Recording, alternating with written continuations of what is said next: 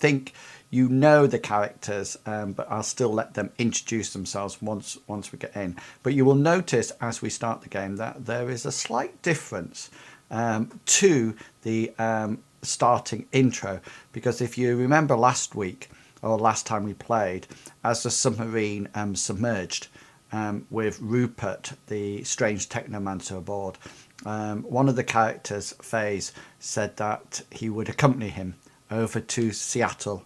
And so as the porthole closed, you just saw FaZe's face at the window as it slowly submerged, which probably gives you an idea who the new character is going to be.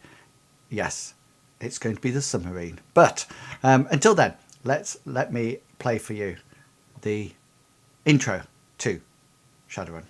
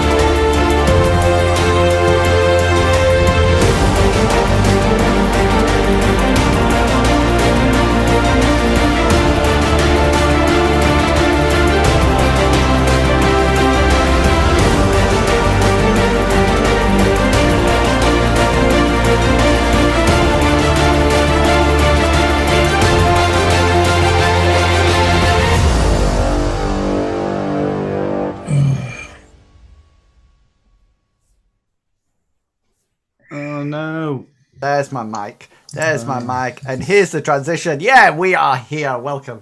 Yay! Welcome to this week's Shadowrun. For some unknown reason, my Shadowrun decided to cut off short. And I know why. It's because I haven't changed it since I've had to redo it again and again and again and again. Right. Let's just make sure that everybody's turned on.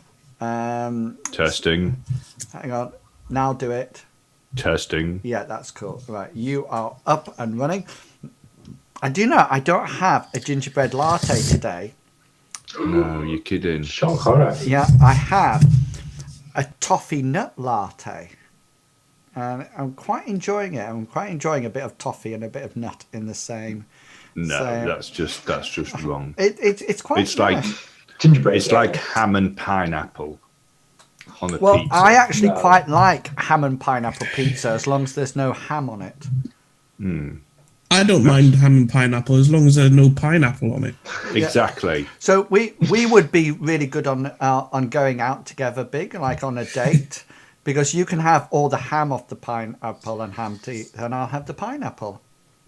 But you wouldn't actually That sounds eat good. it if it had been on the same pizzas that had ham on it. That is true, but can't you get pizzas now sort of like separated up? Half and half, Yeah. yeah. You Cut still off, wouldn't. yeah. You still wouldn't eat it. Well, I wouldn't eat it close to it. I would have to Yeah. sort of like cut over a little bit, and then it depends whether or not they wore gloves to sort of like make it, etc. And I suddenly, Pizza Hut are 100% on food hygiene. yeah, and I suddenly thought the classes online are now out of date, Juggerwugger, because you haven't sent me anything up to date. No, I haven't indeed. So will be interesting what you will say. This might be a short introduction from Juggerwugger. My fault. Yes, it is going to be a short introduction. But he does have a new character. But we'll start with Coffee Splittery, full of cold, but still like a true champion.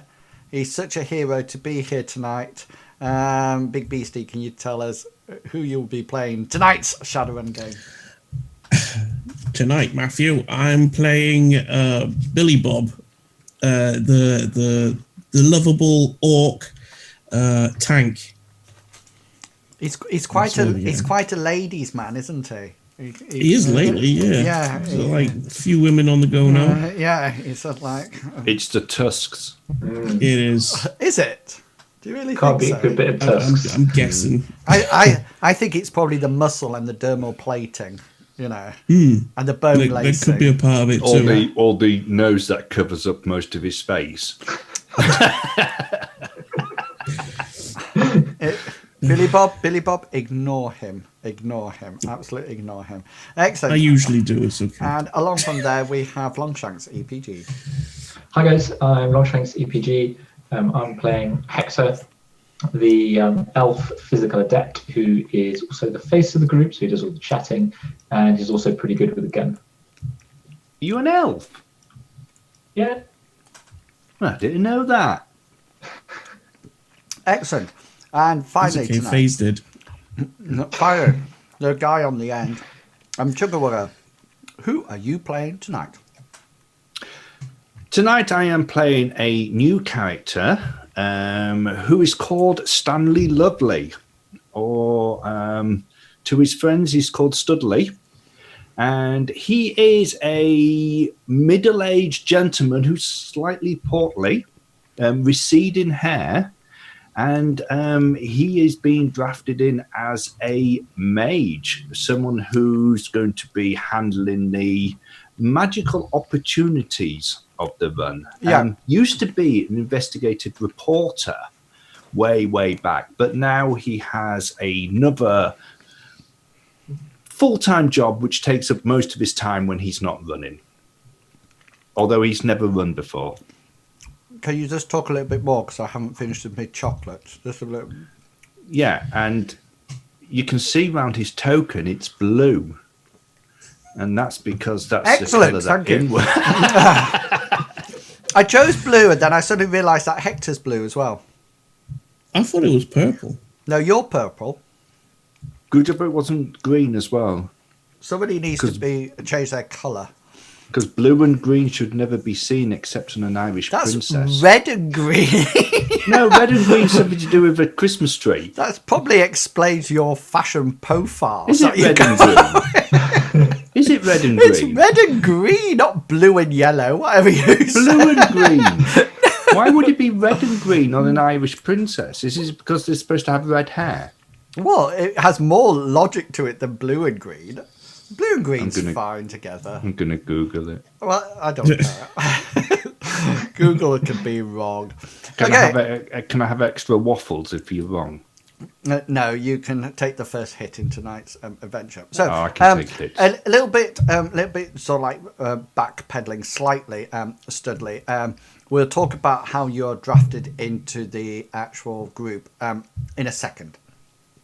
Okay, so the characters have had some downtime from their last adventure when they went through several rather hair-raising adventures and scenarios where they rescued a guy called Rupert, who was somewhat of a technomancer, and they went through some events that caused them to be blown up and hit upon, and in the end they actually attacked a giant kraken, I think, and it was at the end of that adventure that the kraken died, but at the same time a shot was heard and a mage fell from the nearby building from where the players were, who had been controlling the spirit of the kraken, and fell to the floor. The party went off happily that they had fulfilled their mission and not actually succumbed to the greed of money. But in the last adventure, they rather, shall we say, annoyed their favourite Mr. Johnson, the two-troll Johnson, since they weren't prepared to hold over the package to him. And so for several months, guys, you have heard very little from Two Troll Johnson, even to the stage that if you've tried to contact him,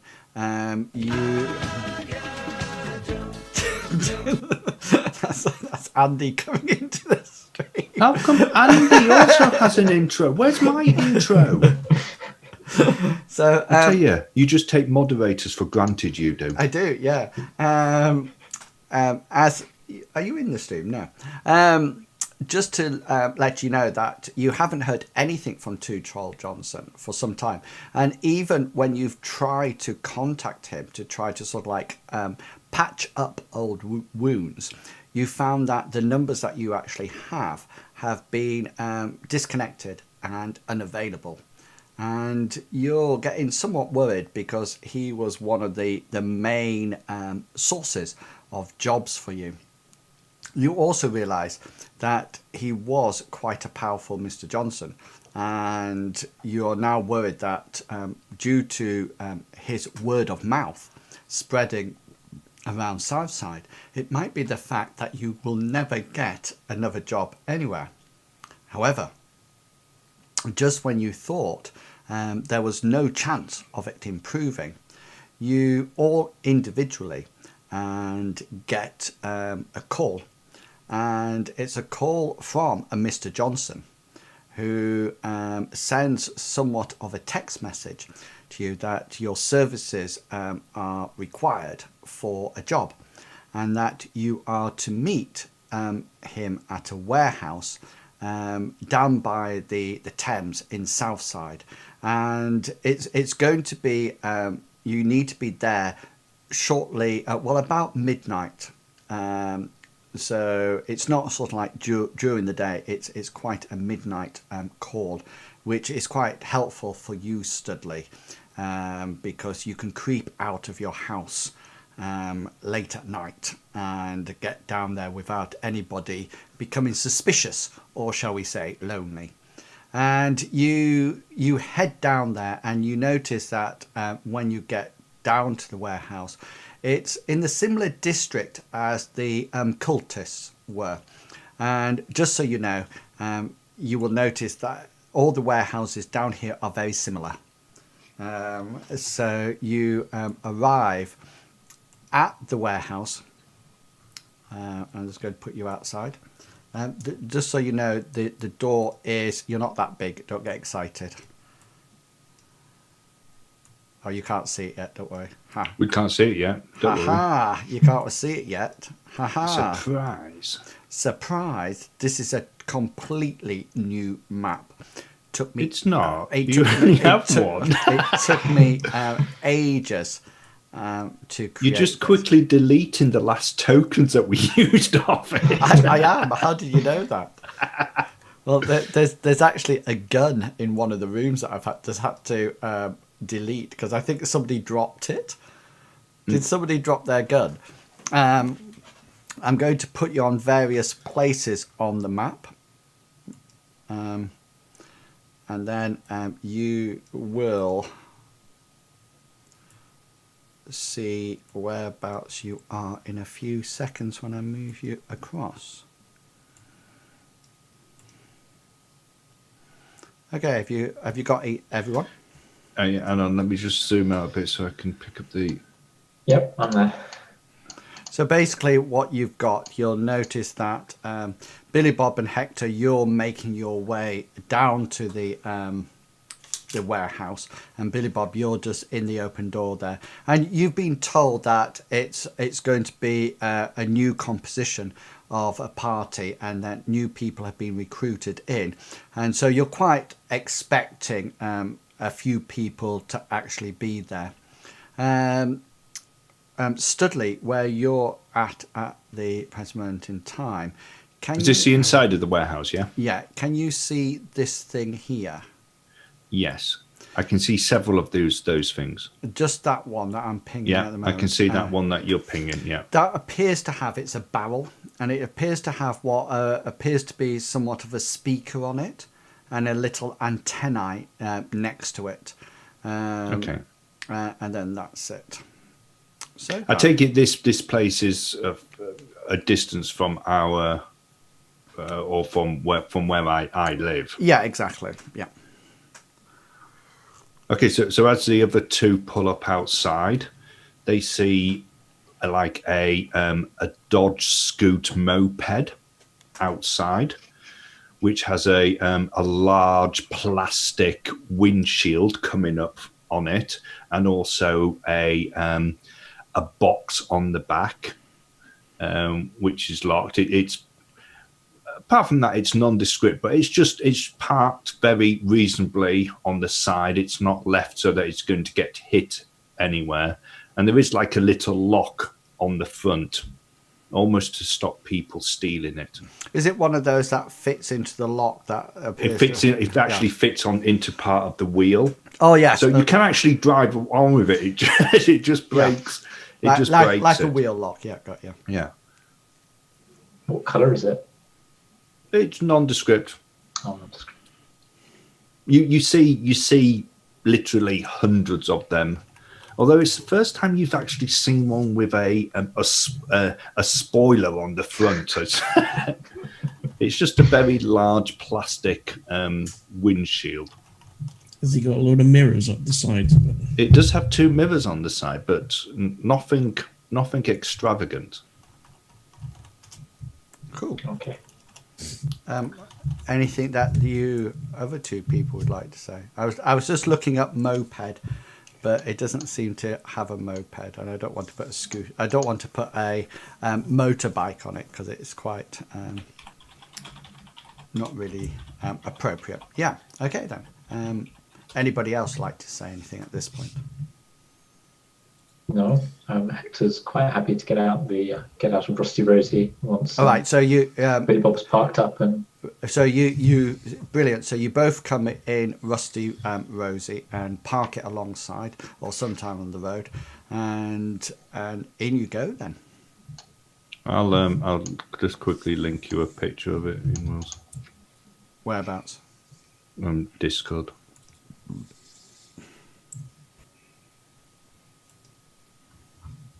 Done it. Okay. Longshanks looks bigger than me for some reason.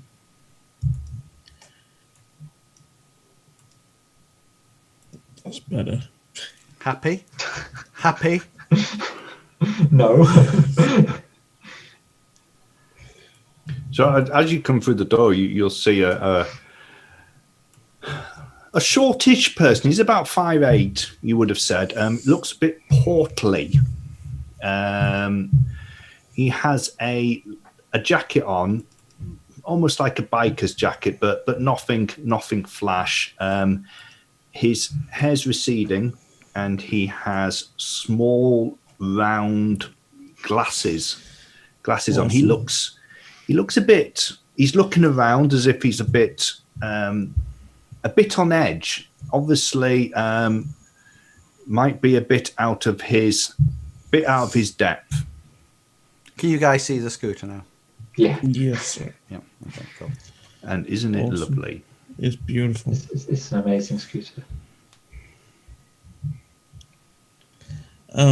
He sees Billy you two, Bob- and he waves.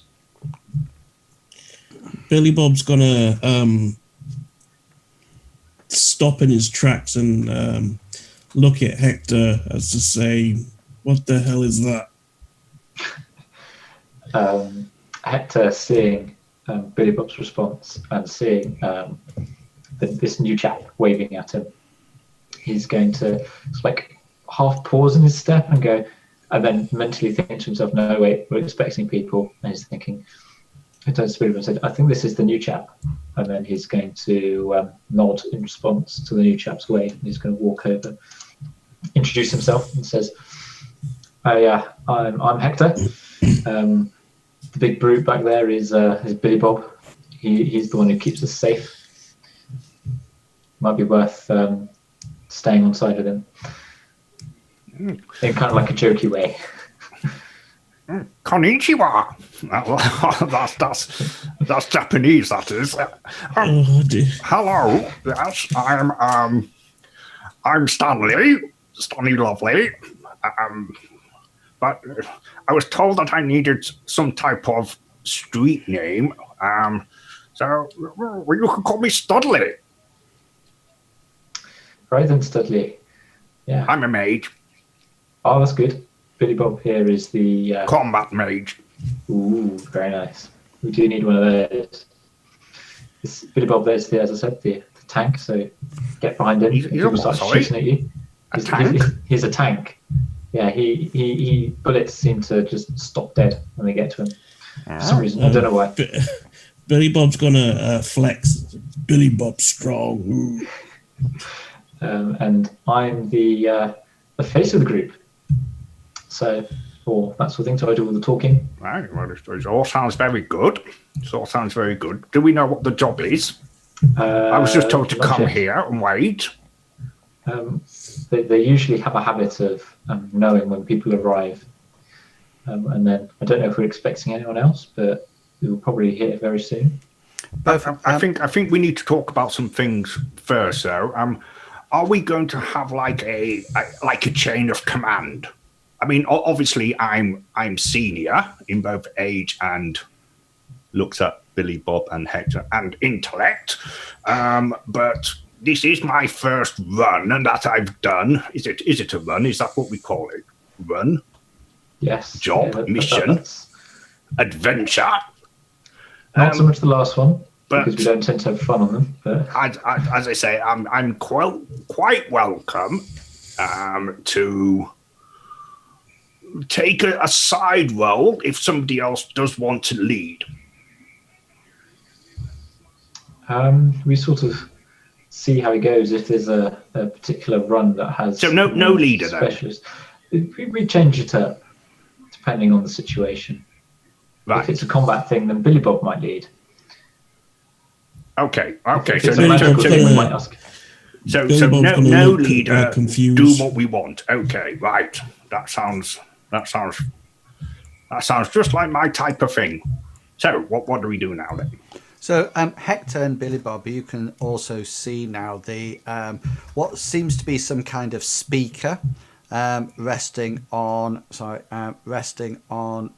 this barrel up here. Oh, by the way, there's a speaker over there. It seems to have one of those pull-up antennae that sort of like is pulled right the way out. Who's listening to Peppa Pig? I love Peppa Pig.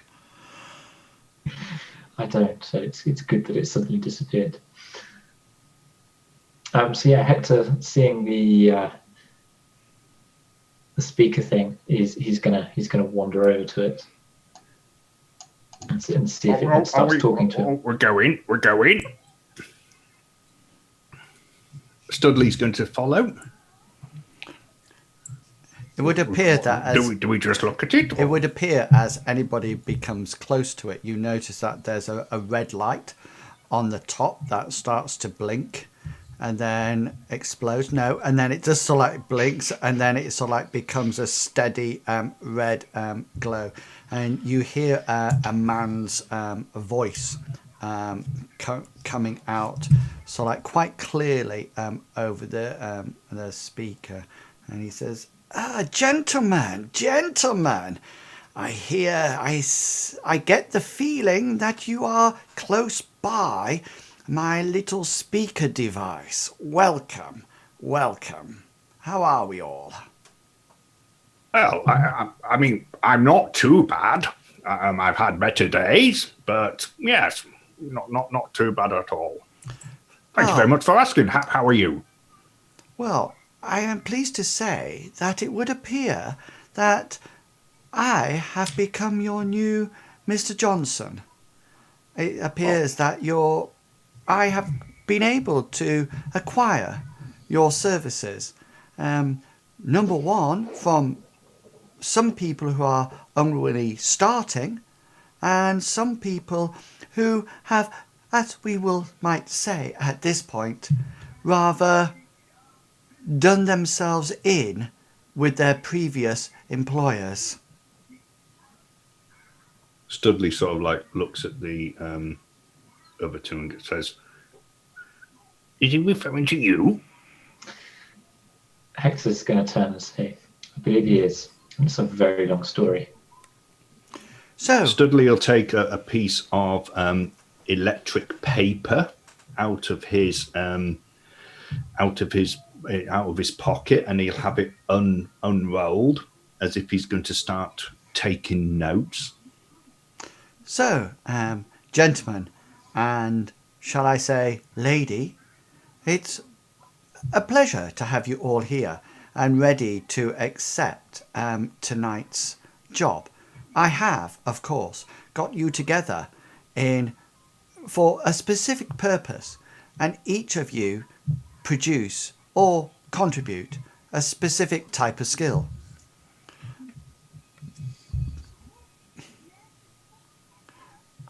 Billy Bob's going to be looking around for the lady.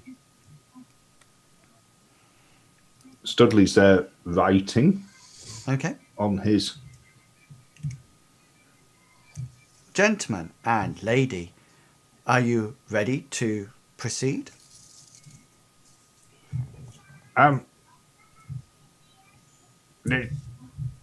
There's no lady here, unless.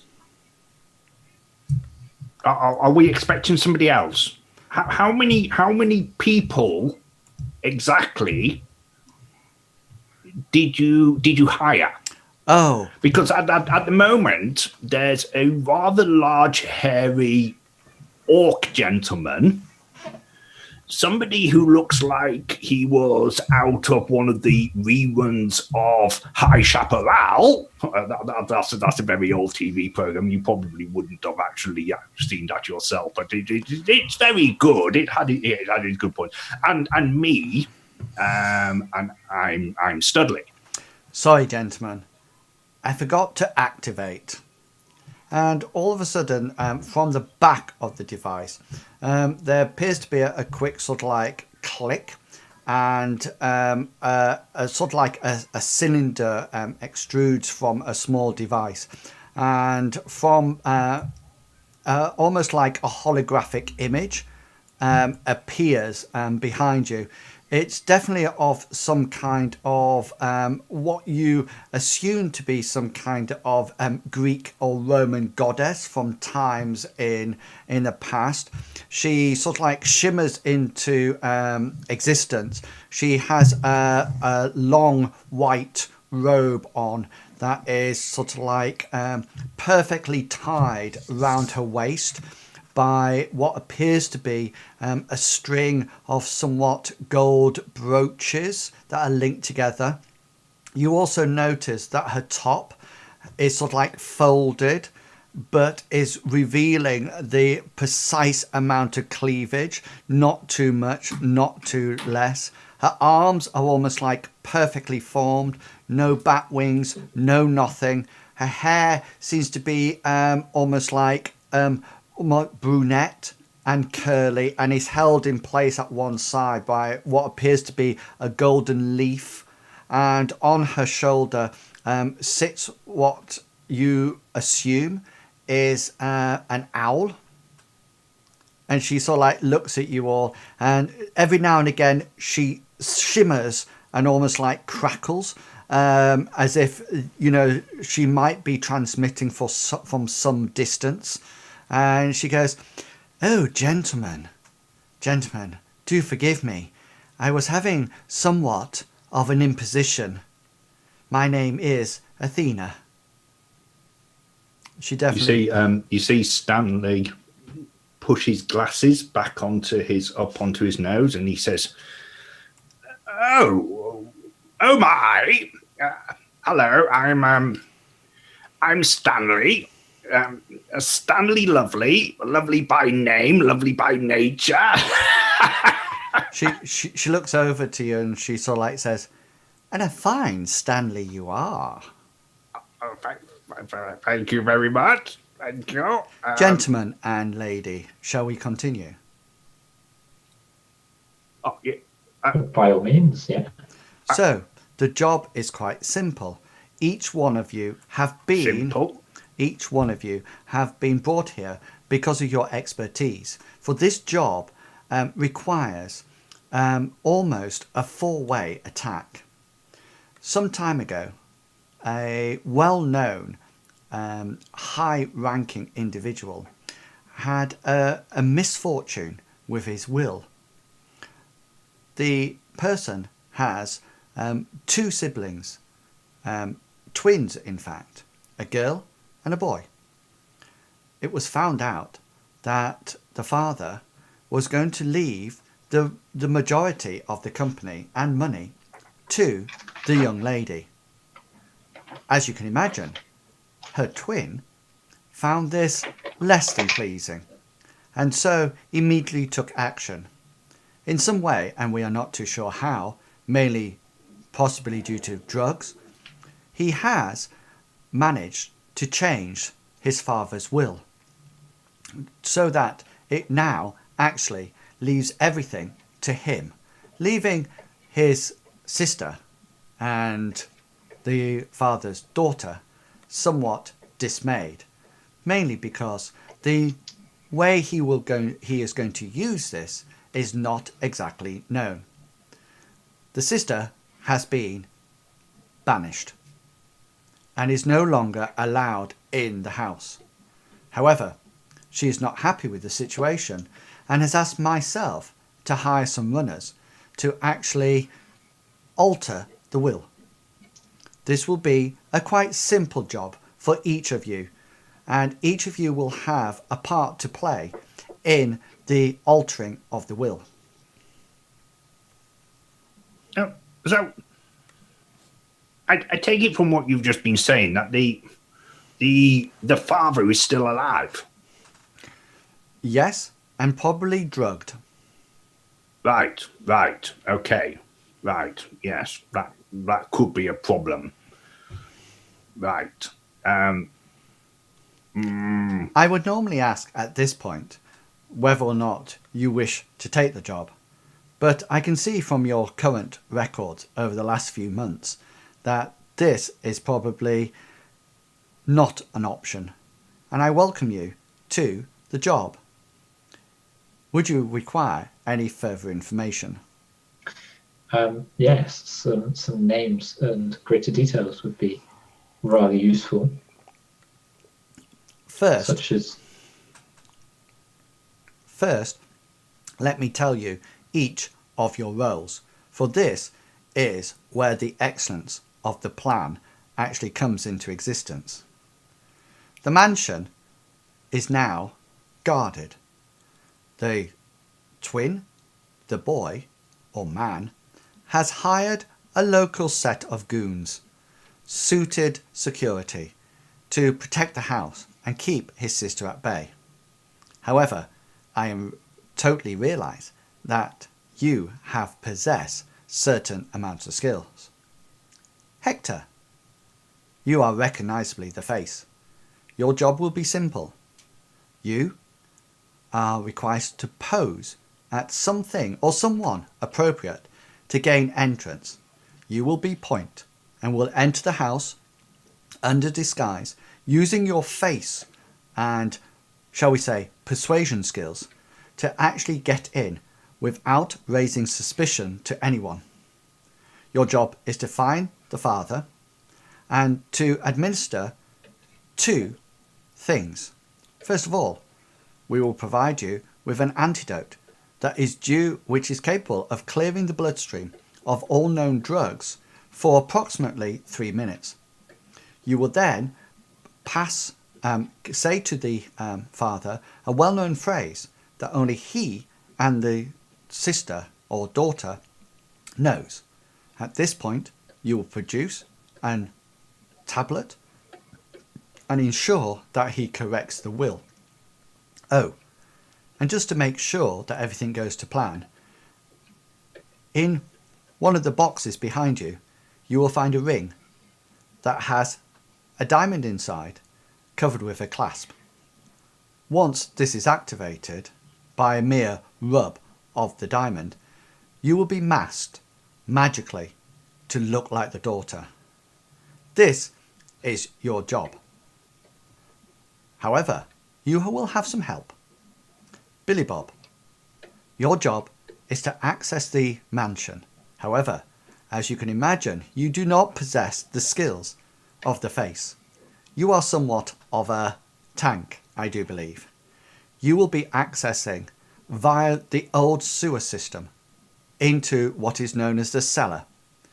You will access it and you will, shall we say, use your skills to extract a certain password. You will then provide the escape route for anybody, including Hector, who's in the house. Studley, Oh, you yes, that's are me. somewhat of a magician, I do believe. Yes, combat mage. Your job is to travel undetected through the grounds to an outside building. There you will find the old archive computer.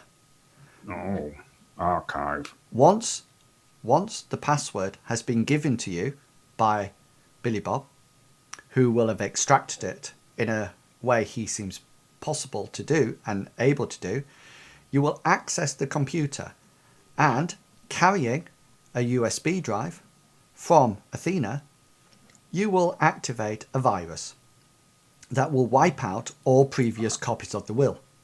Virus.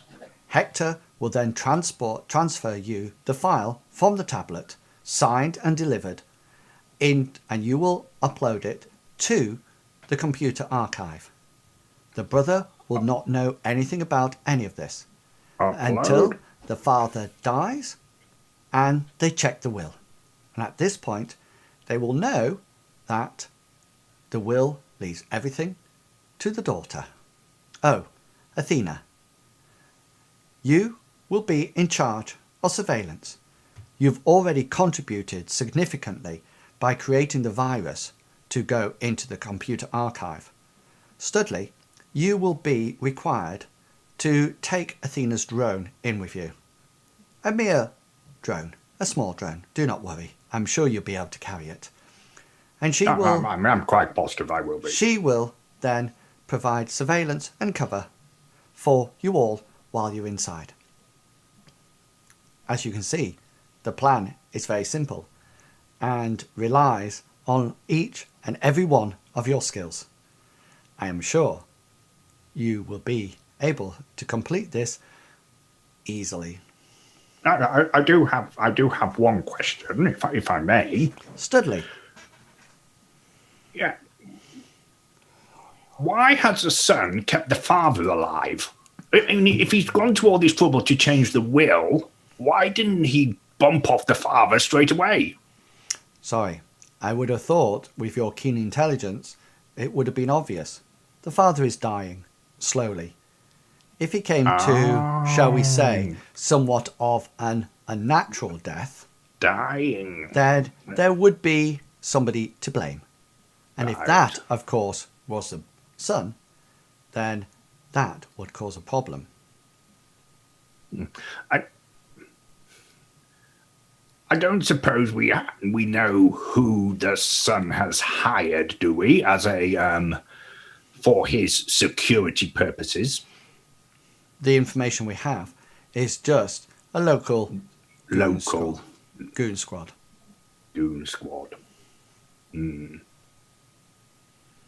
So we do seem to be missing one part of it, though, don't we? Really? Sorry, Billy Bob. Yeah, Billy Bob's going to look across at Hector and give him the money sign. Billy Bob, can you just make a perception roll, please? Perception. Skills. Perception. Oh, please. Yeah, you as you sort of like look over to Hector, Athena catches your eye, and as you sort of like gaze across at Hector or move your head slightly, you suddenly notice Athena, and she just sort of like, as your gaze passes over her, she just goes Oh, don't. and winks at you. Hector. What aftershave does he use? Studley thinks that she's actually winking at him and winks back and then pushes his glasses back onto his bridge of his nose. Okay. Hector, well, having seen Billy Bob doing the usual sign, we'll say, this sounds very good. What are we thinking cost-wise for obviously our payments? You will all be paid. Obviously, Athena has been paid up front due to her virus creation already. And it will be the standard 3,000 credits each. 3,000 credits each. It's,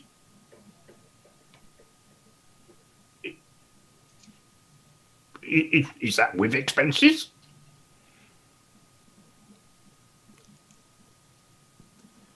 What sort of expenses are you expecting to incur, Studley? Well, I would have thought maybe Hector, the good chap there, might need some form of disguise, which might cost money. I don't know, maybe Billy Bob might require a blowtorch, something like that, to get through grates, although he can probably do it with his bare hands. Me personally, well, might be spirits involved. I might need to summon a powerful spirit to help me get to the archive, all of which costs money. Billy Bob, you notice when Studley mentions blowtorch, Athena grins at you. Billy Bob's going to throw her a smile back with his big tusks. She just seems to continue smiling.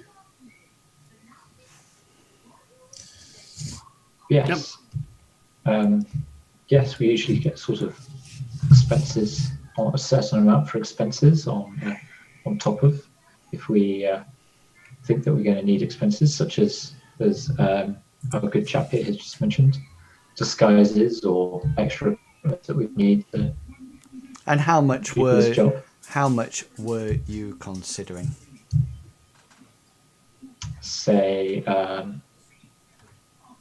another 500 credits each on top of. You need to roll your negotiation skill.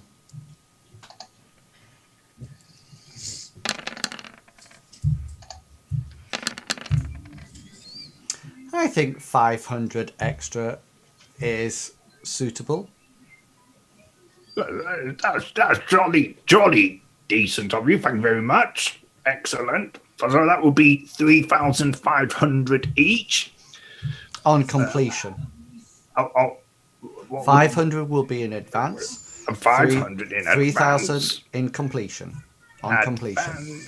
3,000. And how will the actual money be paid?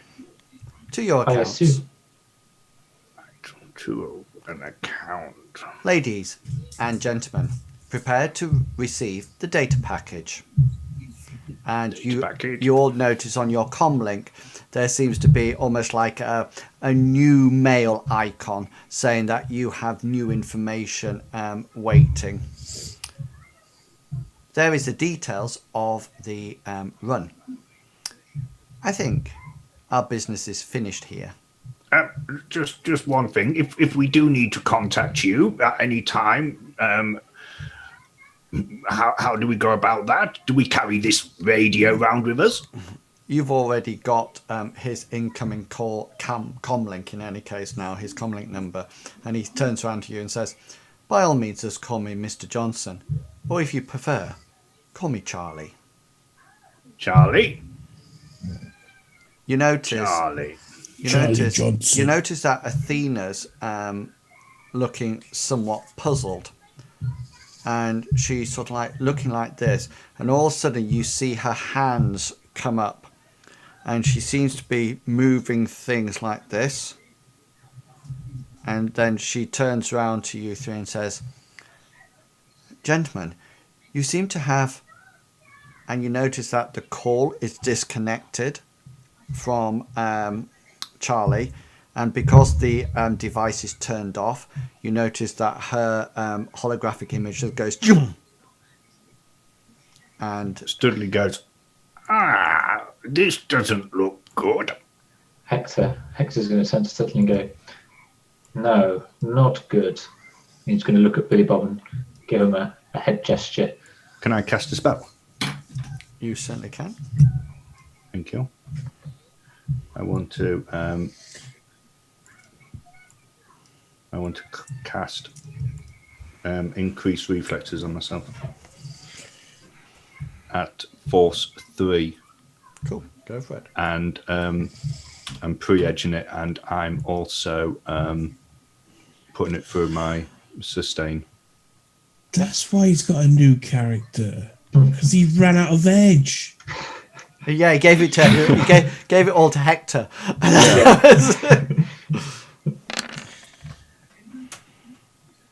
So you resist the drain there, yeah. So 5 successes. Okay. So that would be you will have +1 to your initiative dice for each success. So you got +5 onto what you would normally have. And for every 2 hits, you got additional 2 hits. So you're now rolling 3d6s instead of 2d6s, 1d6. And that is now, did you say it's sustained by the foe through my concentration? So I'm rolling 3d6s, and it was +5, wasn't it? Yeah. Okay, thank you very much. Okay, yeah, Billy Bob, just as you get to the door there, just roll a perception roll as you get there. Perception. Can he take out his pistol? Well, he's going to be taken out of his Yeah, pistol. that anyway. would seem a logical thing to do. 2. Yeah, just as you approach the door, so I'm going to move you back slightly to when you start to hear. So as you get to here, you draw your pistol as you walk towards the door, and you hear almost like some scuttering and some sort of like, it's not like somebody's walking outside. It's as if somebody is sort of like almost like dragging themselves, and you can hear sort of like cans being knocked over and sort of like pieces of metal sort of like thrown aside. And just as you get to there with your pistol drawn, you notice that through the door lumbers some kind of half-naked man. He's almost like can you see him now? Yeah. I can. I've got a black line over him though. Just let me zoom in. He's in the doorway. Oh, I right. think he's in the door. Yeah. Yeah. He's sort of like. Has he got a bone? Yeah. He seems to have sort of like grabbed something from the dustbins and things like that, and you think Billy Bob, it might be like a bone of a dog or something like that. And he sort of like he was almost like chewing it, and he seemed to have sort of like lumbered into here, and he sort of like looks up, and he sees you, and you notice that he's got this big gaping mouth that has almost like razor sharp teeth and fangs in it. His eyes are deep crimson red, and he's got no hair apart from the odd wisp coming out here and there.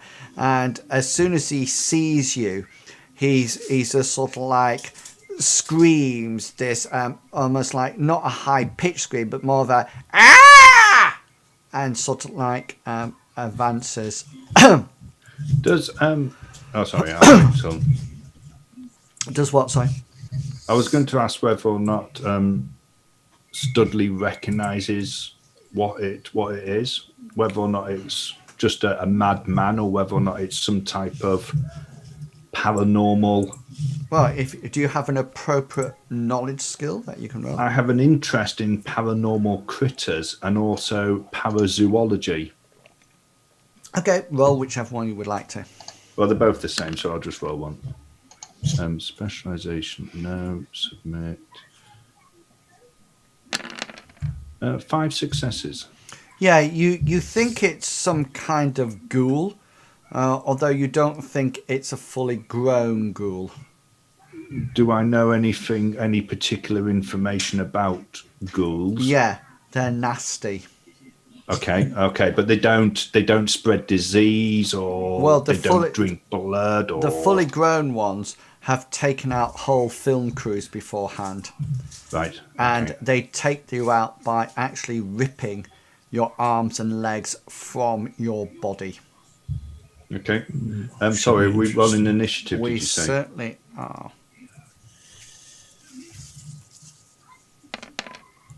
Yeah, 26.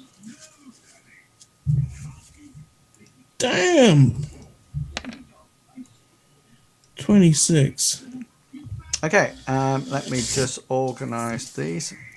Okay, so Studley, you are up first. Studley's going to say, "It's a ghoul!" And he is going to delay his action until the ghoul attacks Billy Bob. Yeah, I need to know what your action is. He's going to cast a spell. Yeah, I need to know which spell. Clout. Cloud. Cool. Okay, then. So you're delaying your action until it attacks Billy Bob, and then you're going to cast Cloud. Excellent. Yeah. Billy Bob, you're up. Okay, Billy Bob's gonna aim his pistola Yeah. and pop a cap in him. Do you know when you suddenly come to a game and you suddenly think, hang on a minute, how do I play this game? Yeah. You've got the wrong tables up. Yeah, I was just sort of like thinking, do you want to know, I must admit, when I started to get rid of this, I started to get ready for this game, I opened Mithras rulebook, which would not be helpful in this. Right, yeah, go for it. It's +2 because I'm aiming, yeah? If it's +1. Or is it +1? +1, sorry. So remember, you got 2 actions, so you're taking 1 action to aim, so that would be +1. 6 successes. Okay, cool. It says you've got a wound penalty. What? Why? You haven't updated Because he hasn't your, updated his spread. character. When I said, "Have you updated your character, Big?"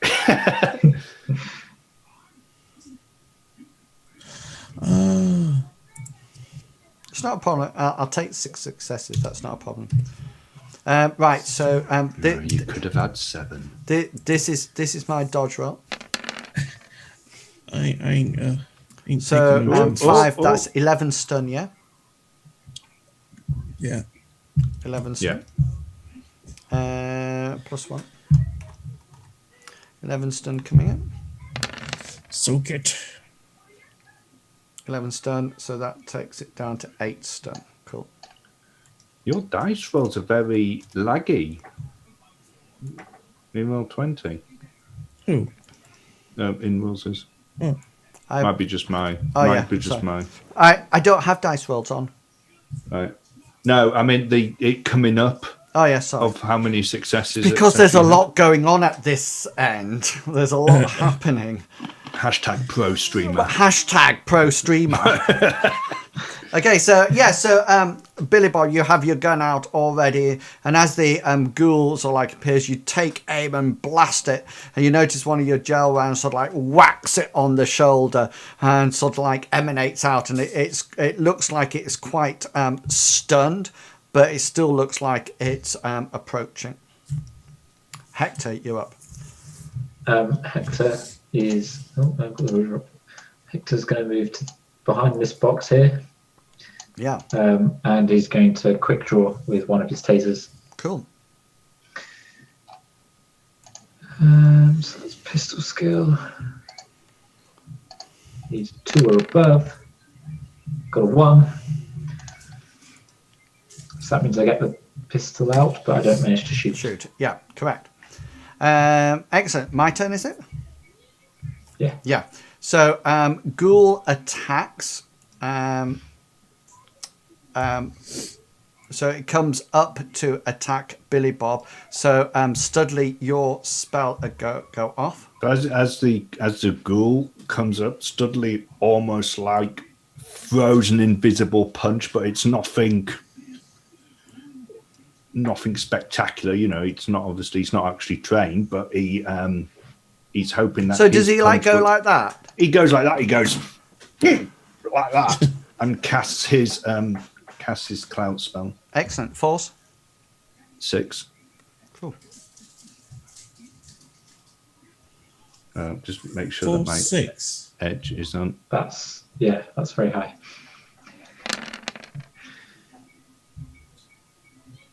6 successes. So you're doing a resisting reaction and intuition. So it's just like an initiative roll. Yeah, opposed test. Yeah, 5, 9 dice then. Yeah. yeah. Oh, hang on. 9 dice. Hang on. Right. What I'm going to do my initiative roll because that will automatically take off the wounds because I'm wounded, won't Okay. it? Okay. Is reaction and intuition, is that not your dodge? Oh, sorry. Yeah, my dodge. Sorry, not my initiative. My dodge. Because that will automatically take off the wounds. But I'm also going to put, what did you say, onto it? There's nothing else coming off it. It's just an opposed test to begin with. Oh, right. So it's just like my, just make sure it does my wounds. Yeah. Oh, I thought you'd got 13 successes then. No, Nearly that's had a his heart initiative. attack. here we go. And then, There 'cause we it's go. two, okay, so Yeah. you 2 successes. So at the moment, what did I get? 5? You got 6. 6. So at the 4. moment, you're looking at 10s. 10 S. But you can resist this, but it's at -6 AP. Am I soaking it or resisting it? With an AP, damage from an indirect combat spell is resisted with body and armor. Yeah, so that's my soak. Well, what am Okay, I? and it's -6. -6, cool.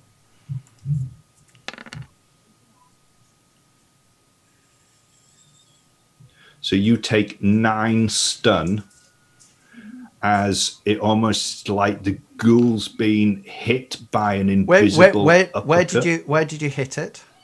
It's like an invisible uppercut that's come up and just sort of like taken it in the bottom of the jaw.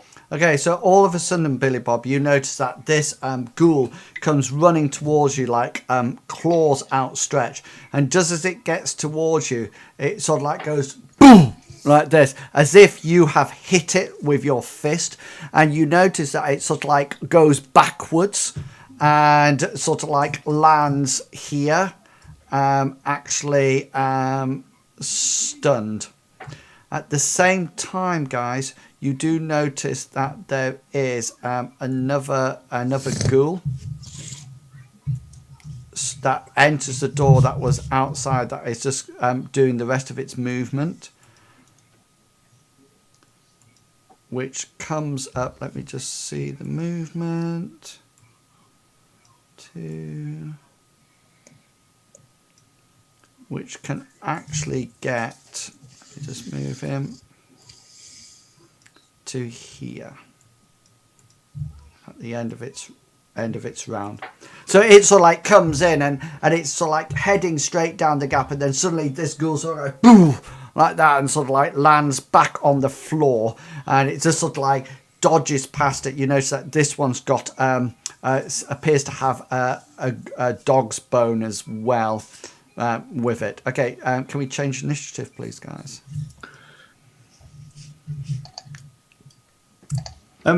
Do I know enough about ghouls to know whether or not they're single or dual beings? How many successes did you get?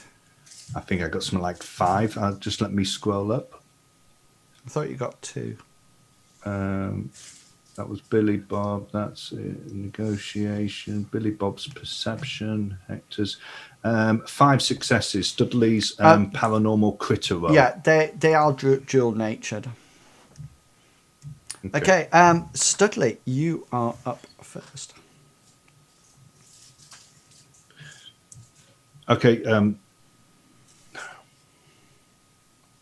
I'm not showing this, but I'm gonna try it anyway.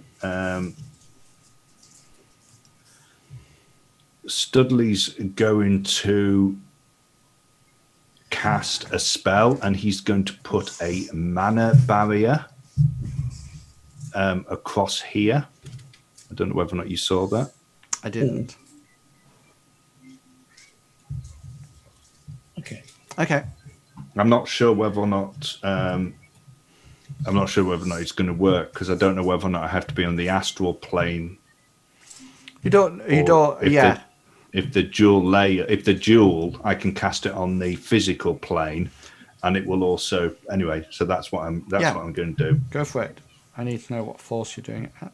I am going to cast it at force 6. Okay. So that will give it a rating of 6.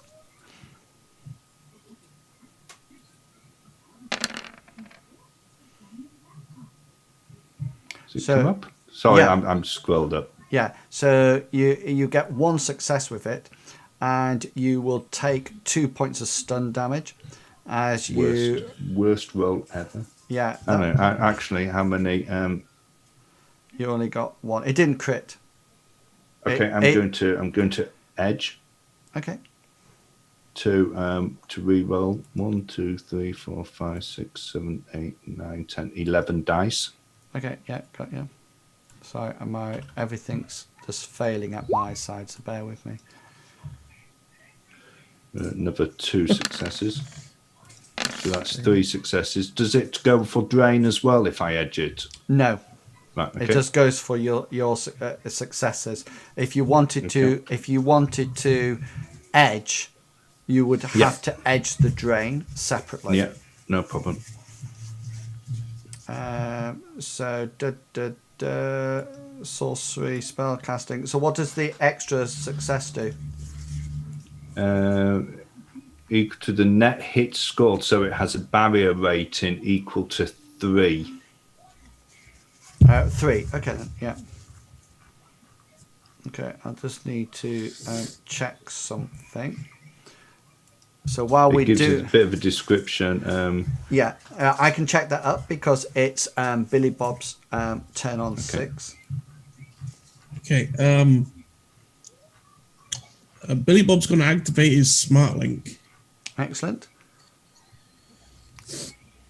You do actually see sort of like a barrier appear in front of you, and it's almost like I think it's described as being a sort of like a shimmering. I think technically, Billy Bob would have to make a roll to notice magic. Right. For it. Okay. Because mana barrier creates an invisible barrier of magical energy. Its barrier rating is equal to the barrier does not affect the physical but impairs spirit. Okay, yeah, got you. Okay, yeah. So activating your smart gun link takes a action. Simple action. Simple action. Okay. But I won't be able to aim. That's right, isn't it? Correct. Yeah.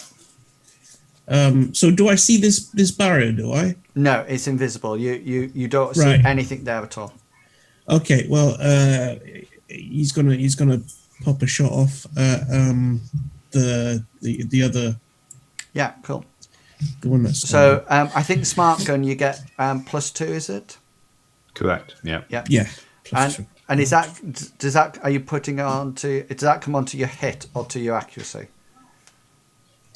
That's going to the hit. Okay, cool. So that's just an extra dice in it. Okay, so 2 extra dice. So therefore, when it comes to your roll, just put +2 on the modifier. There you go, 3 successes. Cool. Okay, let me just open this nasty mob's character sheet. This is ghoul number 2, if anybody's interested. Ghoul 2? Ghoul number 2. I was going to give them names like Mary and Midge. Joseph. Yeah, but I decided not to. So that's 3 successes to start off with. Yes, this is my dodge. Ooh, wow. Wow. What happened then? 5. Oh, Why did it roll it twice? Did it roll it twice for you? No, it's rolled it once, but as I say, people are going wow, and I'm not even seeing anything, and then 1, 2, 3. a couple of seconds later, it Yeah, comes up. I've just got 5. That was a nice roll. Yeah. Keep it. 5 successes. Yeah. So Billy Bob, you sort of like activate your smart gun link, and as you whiz it across, there's your retinal display sort of like attaches on it, and it's almost as if the ghoul sees it and sort of like as it carries on moving in slow motion as you go like that, and it your smart gun link, because it just turned on, slightly misses the mark and fires slightly behind the ghoul. That was on 6. Hector's on 4. Hector is going to take a shot at the ghoul that's on the floor with his taser that he failed to quick draw earlier. Okay, cool.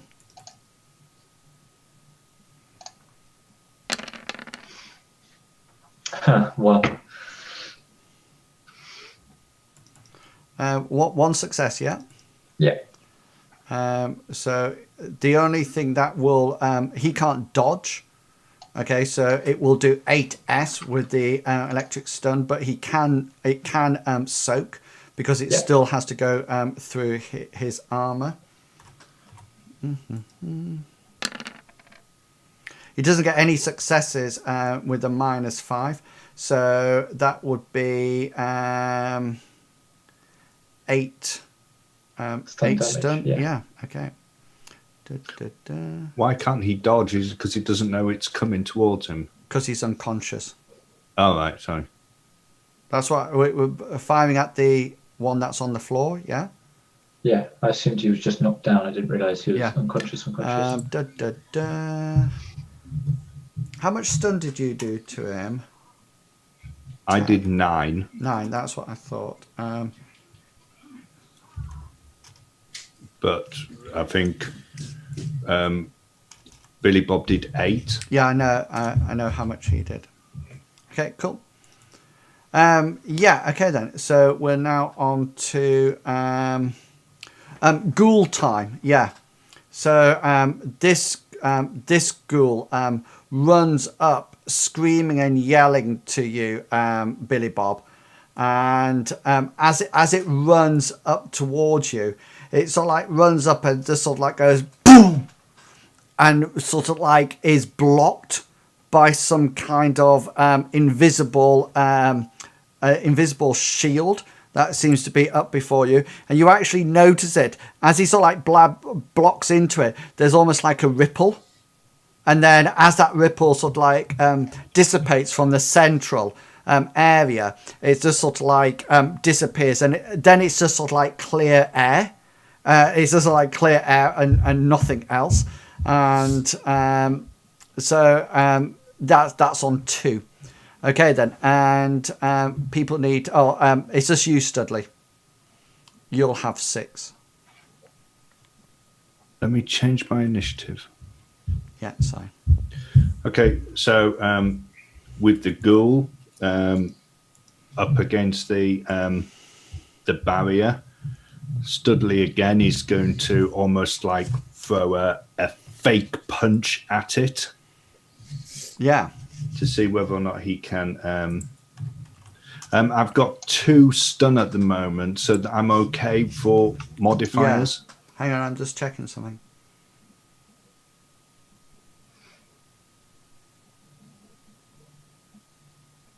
I'm just checking to see whether or not your spells can go through a mana barrier. All right. Okay.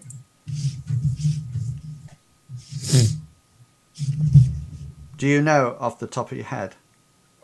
Don't know. No, yeah, mana barriers do not affect the creators who can see through okay. them, pass through them, yeah. Okay, I'm going to cast this at force 4. Oh, a bit of a letdown.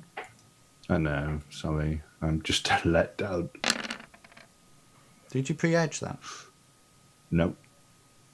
Just seem to be Those low. dice rolls are absolutely... Look at that. 1 out of 14. And you've got one stun drain as well. So that's 1. So I'm doing What am I doing?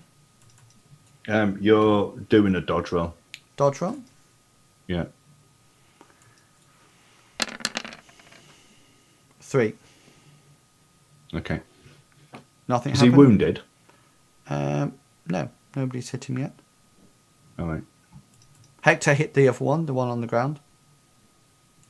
He hit And this Big one. missed. And Big missed, yeah. Right. Okay. Yeah. When does the stun kick in? 3, did you say? 3, yeah.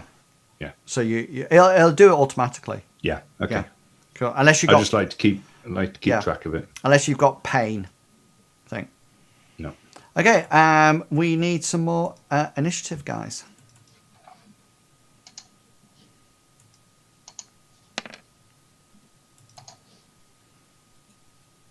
I didn't select my token. I roll it again.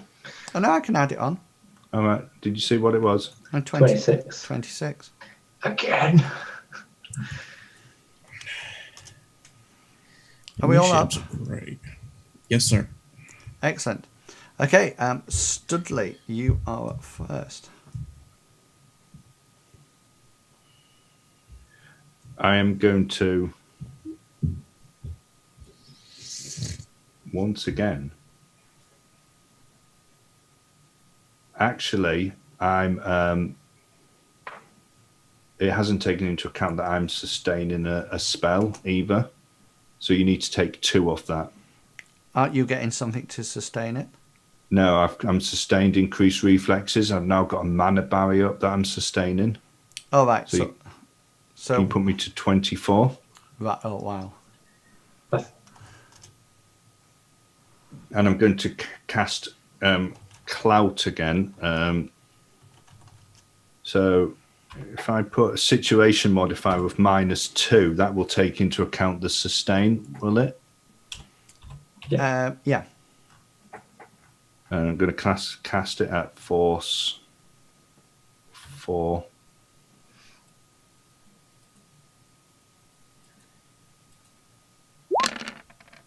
Just hope for some successes this time. Okay, so 3. I got 3 successes. And So you you're take one. going. You take 1 stun as well. No, From- sorry. Sorry, you take no stun. Yeah. 3 successes. So this is my resist. 4. Okay. That means it doesn't do anything, isn't it? Yeah.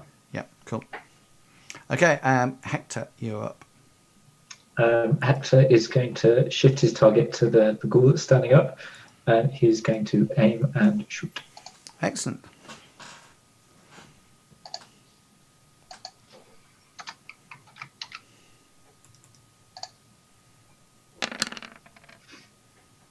Two successes. 2 successes. Here's my dodge. 5 successes. That's a nice roll. 5 out of 9. So you turn around, you level your taser. Is it a taser? Yeah. It is a taser, and you yeah. fire off the dart at it, and it does sort of like it passes through the invisible barrier because it's invisible, and misses the ghoulie. Billy Bob, you're up. Okay, Billy Bob's gonna take an aim shot at this one. Cool. So that's +3 now, I believe. 3. Boom. And 7. So this is my dodge is now at +2 because it's the second time that I've actually done it. So this is at +2 now. Sorry, it's not as a +2, isn't it? Ignore that. It's at a -2. No, have extra dice. I'm another 1. So, 7. So that's 5 successes. That's 11s. 11s coming in and +1 on there. 11s. 11. So that's 11. That's 6 stun on this one. Are these just normal? Yeah, no sticking shot. It's just Yeah. Okay. So sure. that's 6 stun. Excellent. Okay, ghoulie attack. Again, it starts to pound at this mana barrier, and Studley, you start to feel the pressure of it now, as this ghoul is trying to actually push its way through your mana barrier. And your mana barrier is quite weak as it is, and you sort of like feel it sort of like tugging at it, trying to sort of like force its way through in order to get to Billy Bob. I'm just going to roll something, guys.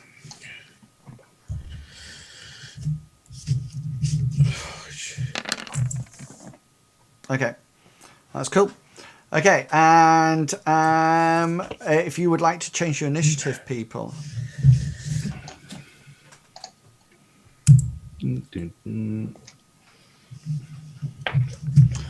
Studley, you are up first. Still sustaining his spell, realizing that he has taken a bit of drain. Studley is going to reach into his biker's jacket coat and come out with what can only be described. Sorry, biker's jacket coat riding a moped. What's that about? It even says stuff on the back of it. It's. What's it say on the back of it? I'm dying to know. It says honk if you're horny. I can't say that. I thought it was going to say T-Birds or something like that on the back.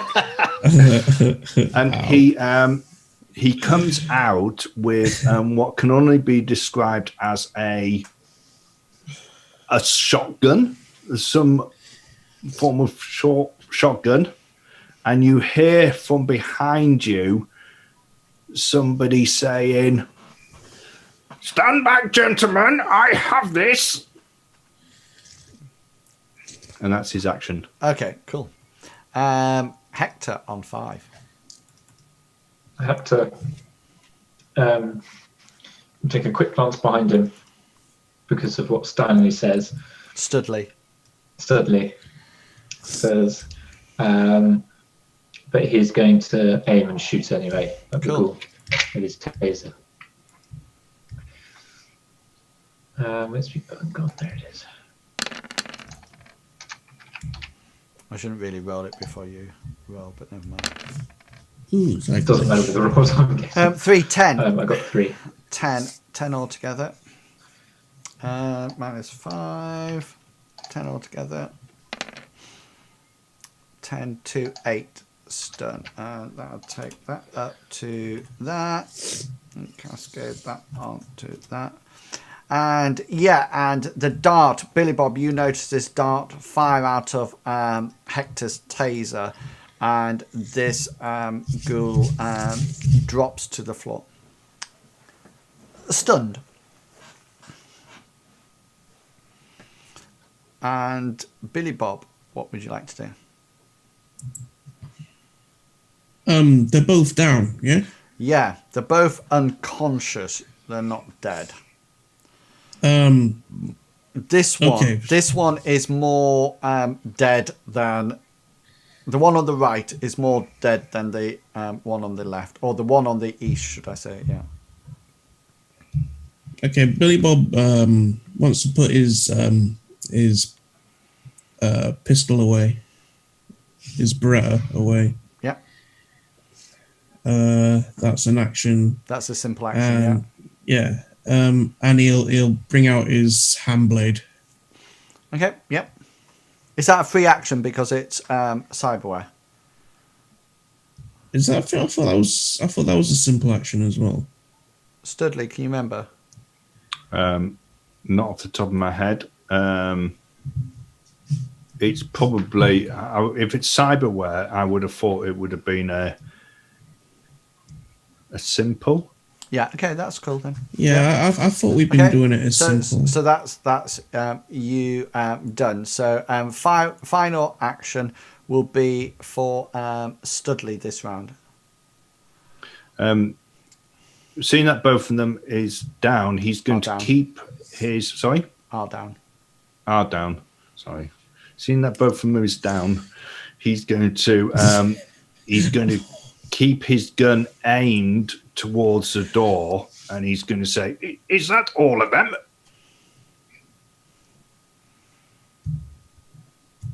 Yeah, okay, guys, we'll go out of combat now because they're both down. Yeah, it would appear that is all of them. Nothing else seems to be coming through the door. Nothing else seems to be coming through the door. Yeah. I'll drop my mana barrier, and he'll Studley will put his gun away, and he'll go up and he'll say, "Well done, gentlemen! Absolutely fantastic. Should we not get out of here? Maybe meet up somewhere else?" Do you want to? As our orc friend was firing off his gun. So, sounds like a good idea. Do you want to remove? Sorry, Studley. Do you want to remove your barrier? Oh, yes, please. how Otherwise, do I use the rubber? No, you just click on the barrier. Yeah. Just click on the barrier and then press delete. Whoa! Okay. Boom. That's good. Magic. Otherwise, Hector would be trapped in there until the barrier went. Billy Bob didn't have a clue he was going to try and walk straight through. Well, it's all right because Would have been fine. neither of you saw it. In any case, it would have been fine. Hector would have walked through it, and then something would have happened. Yeah, being slightly dual-natured. Hector is going to turn to Stanley and go, "That sounds like a very good idea. And by the way, welcome to the world of shadowrunning. There's a bit of a baptism of fire." Well, I thought I put on a pretty good show, to be honest with you. I must say, it makes a change of having a took a one major out. round. Took one out. But anyway, let's. Where shall we meet up? I have my own transport. Hector's going to suggest. Did you say it was midnight? Yeah, just after. Yeah. Have we got a house? I can't remember if we've got a house. Billy Bob and I have a house. Yeah. We're flat sharing at the moment. Would we know if Sally Sidewinders is open? Yes, most bars are open 24/7. Hector is going to say, "I'm rather partial to Sally Sidewinders," and he will ping. Well, we haven't exchanged compliments yet. And he will ask for Studley's number to ping in a location to it. I have a map soft, which I can use. If you give me the you have coordinates, just give me it, and I'll meet you there. Okay. And he'll head out, and he'll unlock his wheel. Yeah. And take his helmet out of the back box and put it on, get on his moped, and off he goes.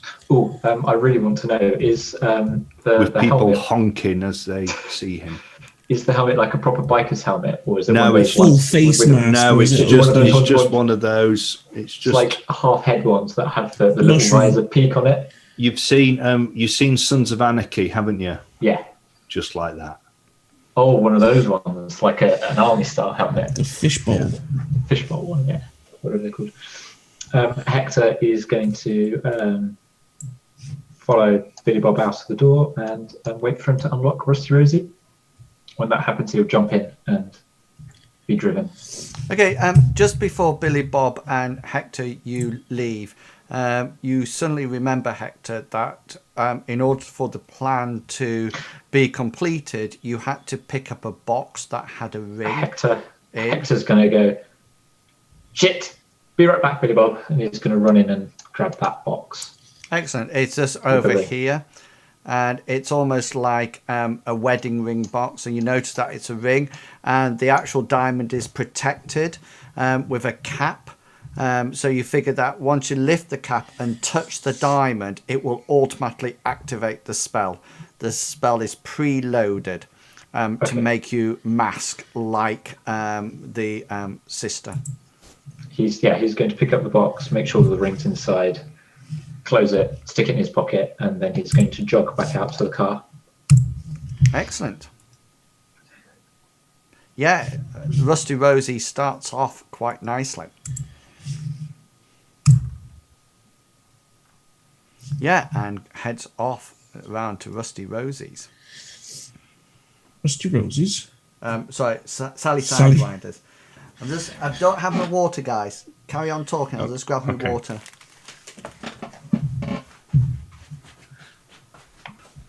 So once we're all into Sally Sidewinders, we shall find a table somewhere in the back. You can drink whatever you want. Studley will have a tonic. I was going to say to Hector before we get there in the car, I was going to say what you think. Not sure yet. Seems to have been pretty useful though, with the ghouls. We shall have to keep an eye on him. Mm. As I'm sure you did for me when I first joined. Oh yeah. Okay, so you meet up quite nicely at Sally Sidewinders, and as you arrive, Studley, you can see that there's a rather rusty-looking Corvette, sort of like Volvo-style car, parked outside, and you assume that that's probably belongs to Hector and Billy Bob. And you go in to find that they've already got a table and ordered drinks, and you are ready to solve the plan, or create a plan, even. Studley's going to take out his bit of electronic paper that he was making his notes on, and just go over his bit that he has to do again. Yeah. From what he can remember, he has to make his way onto the grounds. Just while you're perusing your notes, you all get an incoming call to all your comms that actually is labelled Olympus calling. Hector will pick up on his end, definitely. And Studley will as well. Yeah, you notice that it's Athena coming into contact with you all, and she says, Gentlemen, it is time for us to discuss plans, I think." You were cut short there, Athena. Oh, Well, my dear. But bad reception, was it? No. Charlie disconnected. And so my holographic image was somewhat cut short. I was going to say to you, watch out, there's movement outside. Yes, Yes. We met the movement, and it was an interesting time, to put it that way. Studley here seems to be quite good. We much appreciated his help. Well, don't wish to blow my own trumpet, but yes. First time on the job and all that. Yeah, So, it's a bit of a plans. baptism by fire. Plans.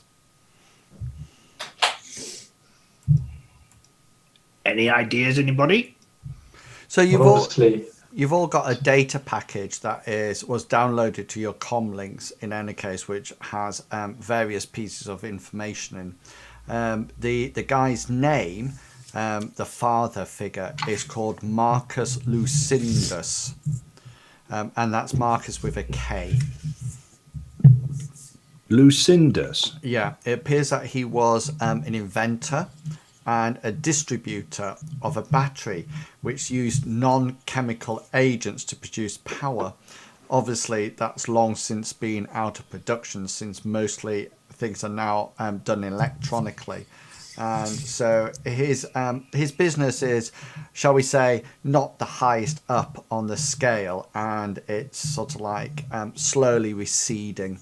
His two children. One is called Marcus Jr., which is the the male twin. With a K? No, with a C. And the other one, the girl, is called Elizabeth Lucindus.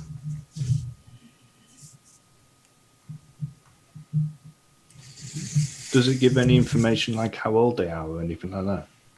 Both the siblings are they're about in their mid-20s, so between think of them as about 25 years old.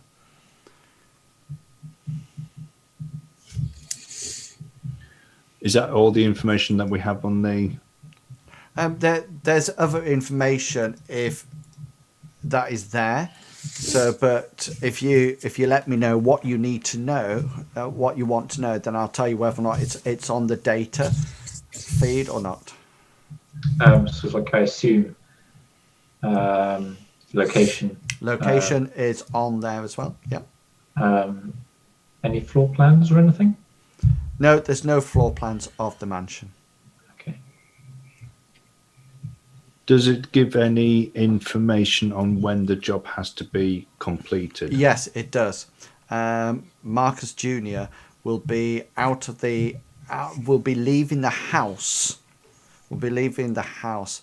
So it's 12 o'clock. So not tomorrow morning or this morning, since it's probably after midnight, but the next morning. And he will be leaving approximately at 9 o'clock in the morning. So you've got a window there to get in. It is assumed that he will be out of the house for roughly 6 hours, from 9 o'clock in the morning to 3 o'clock in the afternoon. So that will be a golden opportunity for the actual run to take place at that point. Do we have pictures of the family members? Yeah, the main three. You can. There's definitely pictures of all three taken from various, not only social media sites but also newspapers, etc. My next question. Sorry, go on, Billy Bob. How many security guards around the house? It's not known.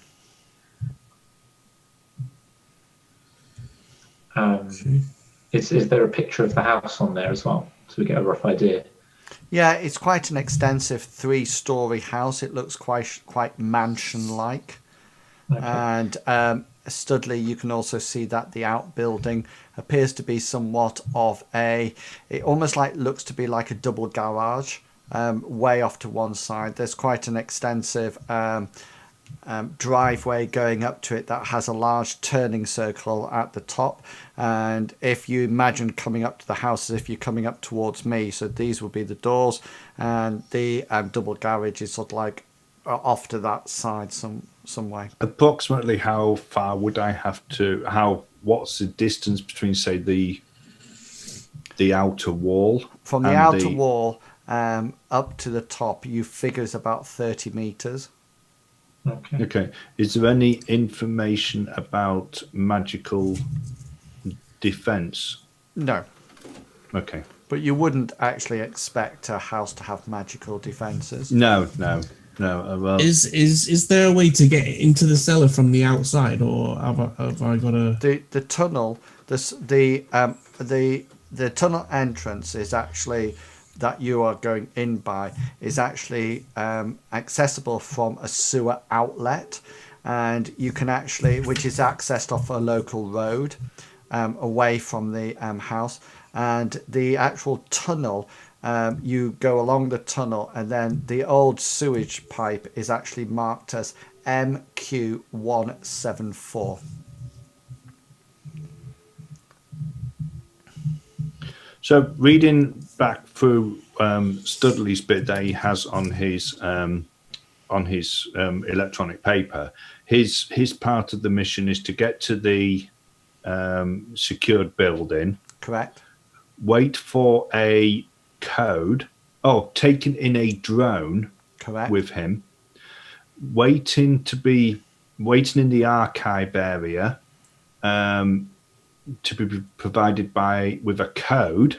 Right, so there is where the archive area is. It's sort of like a big old sort of like network computer station. So the first thing you would do was you will have a USB drive with a virus on from Athena. So you would set that off first, so it has time to wipe the archives. And then the next thing you would do would be to wait. Sorry, you need the passcode first from Billy Bob, yeah. To access the system. Yeah, and then once you type that in, you can then activate the virus. Right, yeah. And then you're waiting for Hector, who will get the father to sign the document, and then he will then communicate that to you wirelessly, like a transfer file, and you can then collect that from your comlink onto the drive and then download it to the computer archive and then leave. Okay. So basically the top and bottom of it is that nobody should know that the will has changed. That is stealth mission. Which means that, yeah. Hector is also going to check that there was the secret code or phrase that he had to use with the father. Yeah, that's inside the ring box. That's in the ring box, along with the tablets and the medication he was meant to be giving as well. Yeah, that's all there. And the tablet. Billy Bob's good at stealth missions. The what's there is a like a USB drive that has the will on, so you'll need to click it into a tablet device and get Dad to sign it. So such as a comlink or something? Or would I have to get a well, you can do it if your comlink has a tablet device attached to it, then that's absolutely fine. So is the dad unconscious, or is he... Good question. You don't know. The rumor has it from the data file, it seems that he's being sedated. Okay. But I mean, he is slowly dying. You notice on the data stream that you see that he's got several forms of terminal cancer through his body, and there's nothing that even modern Shadowrun science can actually help with. And so he is dying, but the fact is he's not dead. And like I said before, the son cannot just kill him, because that would make it far too obvious. Suspicious. Yeah. Suspicious. Okay. So this is all going to go down, not today, but the following In day. a few days. Yeah, so it's just gone midnight, so you've got this next day, and then it will go down 9 o'clock the day after. So it's everything needs to, well, it doesn't need to go down at 9 o'clock. You've got between 9 o'clock and 6 o'clock to actually do it. Well, it's up to you, but it has to be done through the day. It's not a nighttime mission. 3. Just out of interest, there is, hang on, let me just find it. There is a contact for a person who is willing to provide you with a disguise, Hector, if you're not able to do one by yourself. Okay. Hector will look at that and potentially contact that person. Yeah, so basically your the cost for doing the disguise, okay, so it comes off as a rating between 1 and 6, and it's up to you what rating you have. If you square the rating and multiply it by 100, that would be the cost of it. So a rating 1 would be 100. A rating 6 would be 6 squared, 36 multiplied by the 100, which would be 3,600. Right. Okay.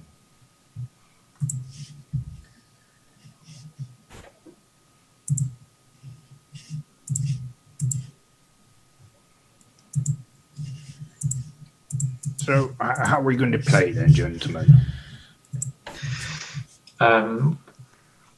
Obviously, I've got to make my way through the gates and up into the house. Okay, so what are you going as? Probably some sort of delivery man, maybe. To talk my way in to take a delivery up to the house. I know. I know, what was that? I think it's big. It wasn't me. Has somebody got wind? Oh, the motorbike. I'm surprised you heard that. Yeah. Oh, Picked up pretty big. good. Can we just say we can hear everything at your end? Absolutely. Brilliant. Yeah, sorry. I mean, would a delivery person work?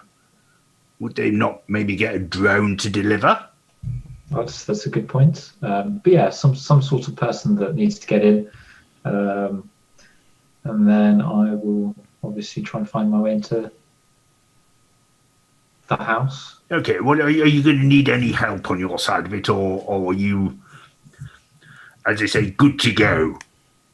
Obviously, I need to get the disguise. I was going to ring a contact to see if I get a floor plan of the mansion as well. That should help. Obviously, I'll share that information. Billy Bob's with everyone.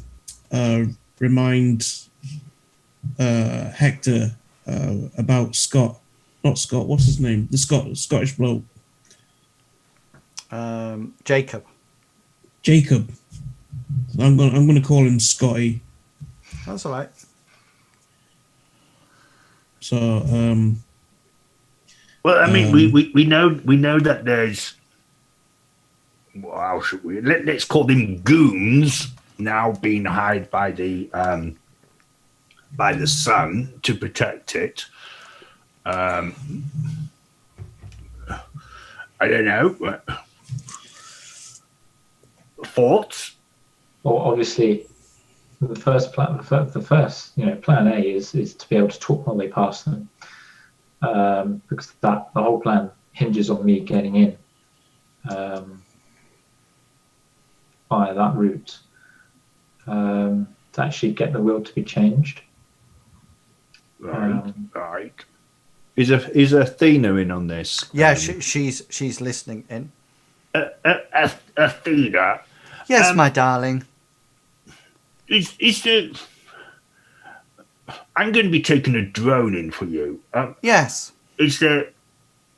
I mean, could you sort of like do a reconnaissance of the area for a time so that we can see things like troop movement?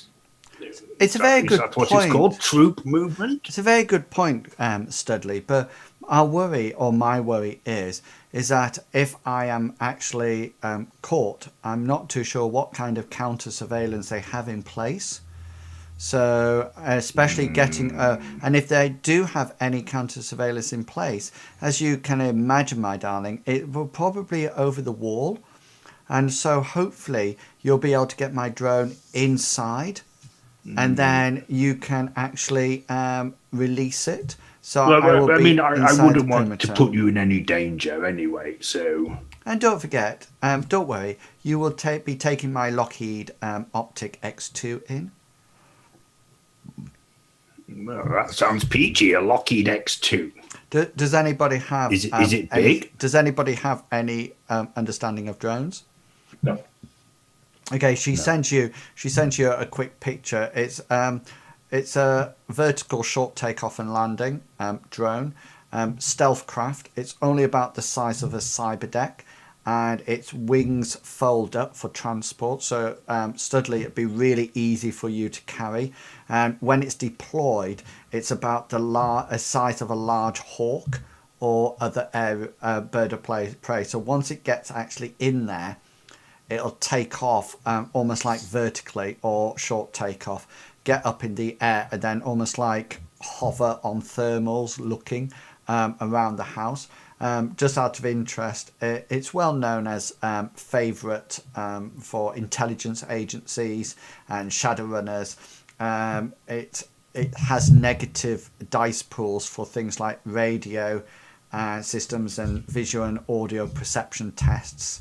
And it's really, I mean, for somebody to actually spot it, it has a minus dice pool on it.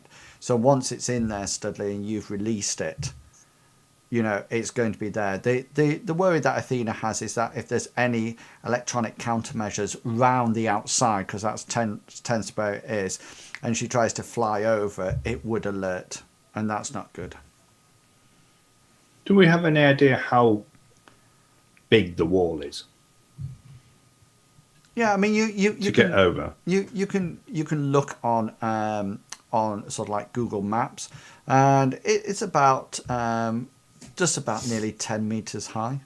Sorry, 2 meters high. I was thinking 10 foot.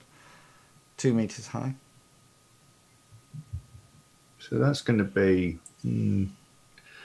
Hector's going to turn to Studley and say, "So, how are you thinking of getting in? Sort of see the wall." Well, I mean, the wall is obviously going to be a problem for me. I don't know. Maybe you could give me an old shufty over before you do your bit. I mean, I could do. But, I was thinking shrubbery. Depending on what the outside is like, maybe a bush or a tree. Probably a bush, to be honest with you. Bit of a giveaway if you see a tree moving. So yeah, maybe that, or maybe just conceal myself completely.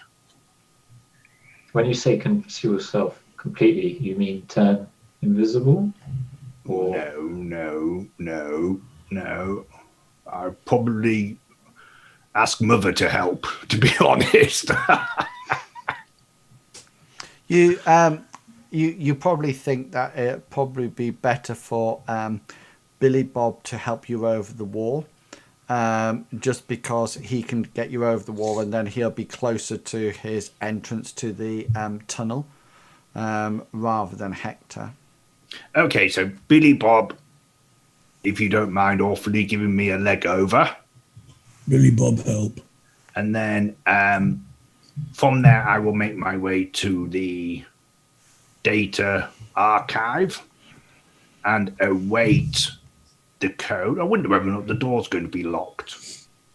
That could prove a problem. Anyway, I'll wait until Billy Bob gives me the code, and once I've got the code, I'll upload the virus, and then I'll wait for you, Hector, to send me the file that I need to upload, and then meet back at Sally Sidewinders.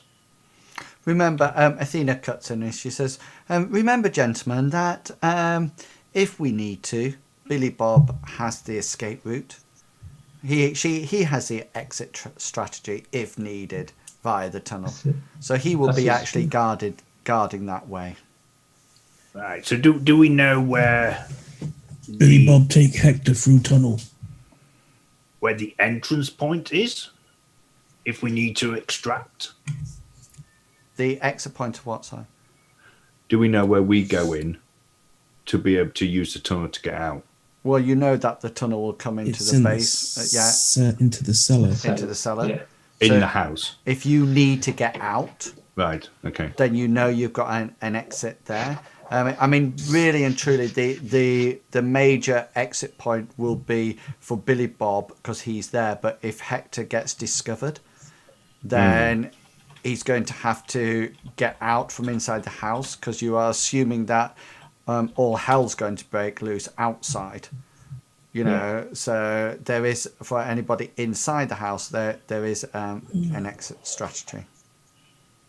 So yeah, sorry, I might have missed it, but I'm assuming the cellar where Billy Bob's getting in is located under the house. So there's okay, but I'll check in a moment because I was going to contact one of my contacts to try and get hold of the floor plans of the house from the architect. You know, the civil service side of architecture. Yeah, cool. But I'll do that during the morning. I have done a bit of investigative journalism in my time, and I am, how shall I say, a pretty dab hand at doing the old internet searches, all above board, as you can imagine. Is there anything that you want me to find out?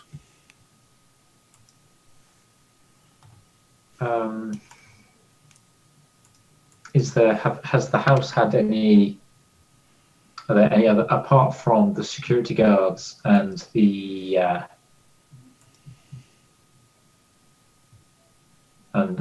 son? Has there been any other regular visitors to the house? Maybe I probably won't be on the internet, to be quite honest with you.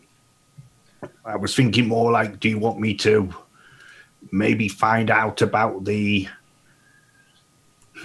father, see whether or not there's anything, because he was a sort of like a fairly important person. There might be news stories or something about his illness, how long he's got, something like that.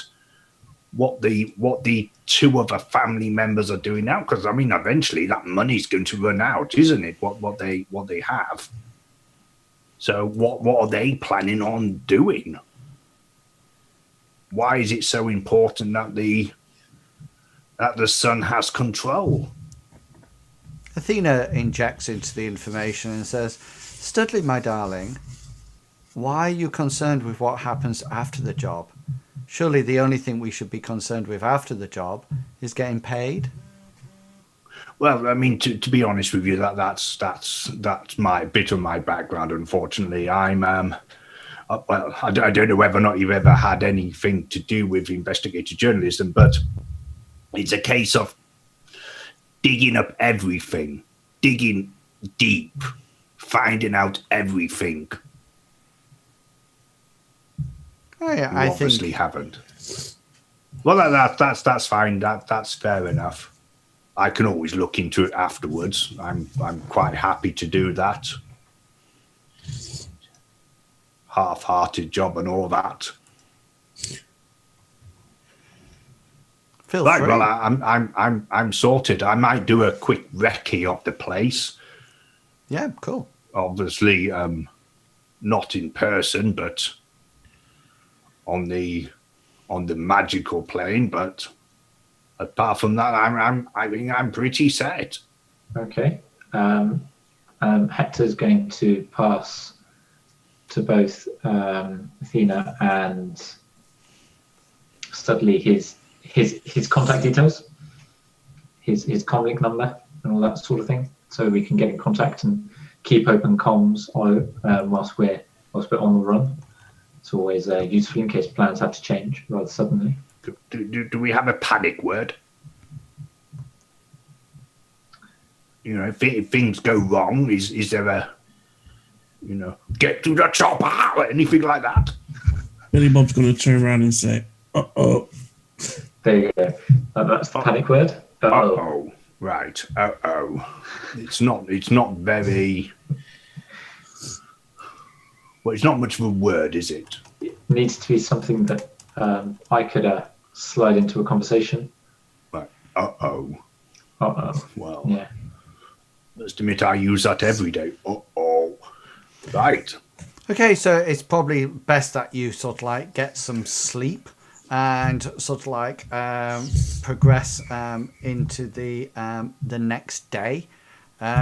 So I think Studley, you wanted to do a quick recce of the place. I want to have a rest first. Probably get rid of my stun.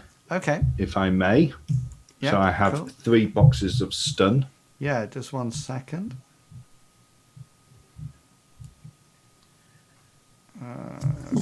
That's what I need.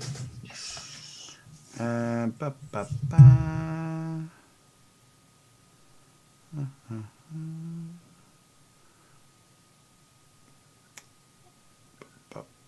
There we go. So if you make a body plus willpower check, extended test, please. Okay. Extended test, number of dice, body 3, willpower 6, 9.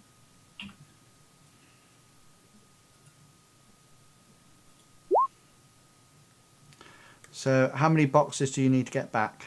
3. 3?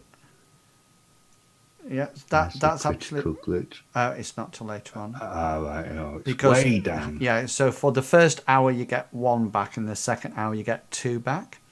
Cool. So you sort of like 2 hours sleeping actually sort of like restores your stun, which is quite nice. And when you do wake up in the morning, you notice that your mom has made you a nice breakfast and insists that you spend some time chatting to her and telling her. And halfway through the conversation, she does sort of like ask you where you were last night. I have told you, Mother, that we are short of money, and I have had to take another job. And the working hours are somewhat very well. You know what I mean.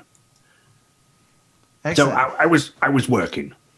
And she sort of like hums and haws and pours you another cup of soy calf, and then says, basically, next time you come in late, can you make sure that you don't let the cat out? Yes, Mother. Yes. And it's only at that point that you realise that you don't actually have a cat. Yes, Mother. I will make sure that the cat is securely in. Yeah, and she sort of like thinks, oh, excellent. You know, she sort of like toddles off to hand wash her various items of underwear before hanging them up over the bathroom to drip dry into the bathtub. Excellent. Yeah. Yeah. Hector, there's various things Hector wants to do. The first one is during first opportunity during office hours, so about 9 o'clock ish. Yeah. He would like to ring his contact Tasha in city planning. You tell me about Tasha. Tasha, she's mid 20s, slightly older than Hector, fairly attractive, from London, and she's in city planning. Right. So what's her contact? So it's connection 4 and Connection, loyalty sorry. 4. Yeah, connection. That's all I need for. 4s and 4. Four. Cool.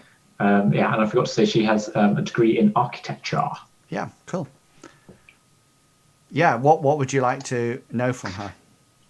So the ideally the house is like get the plans for the house that they're going to, and then any sewer plans in the Well, area she doesn't actually deal with sewer plans at all, but she can give you the plans of the house. That's not a problem at all.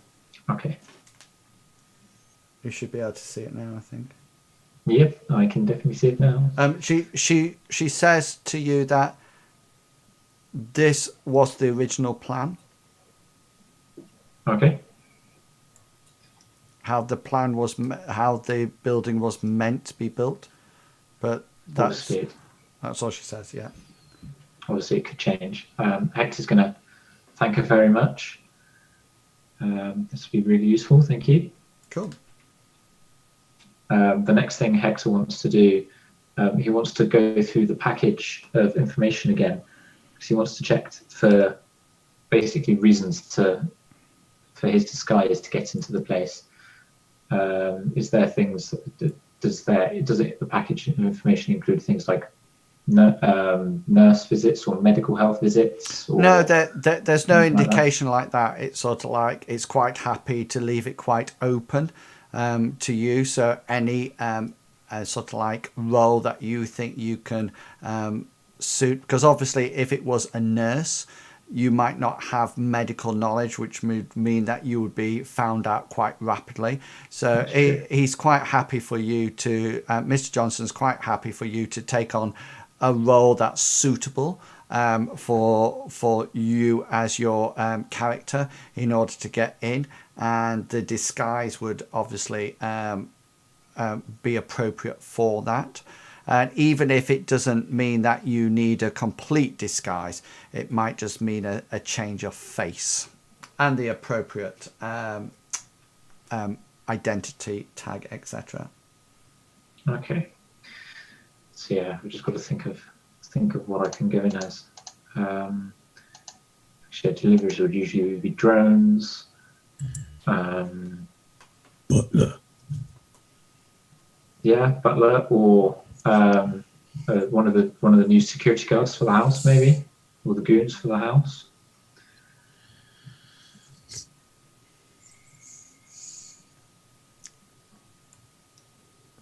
Completely up to you.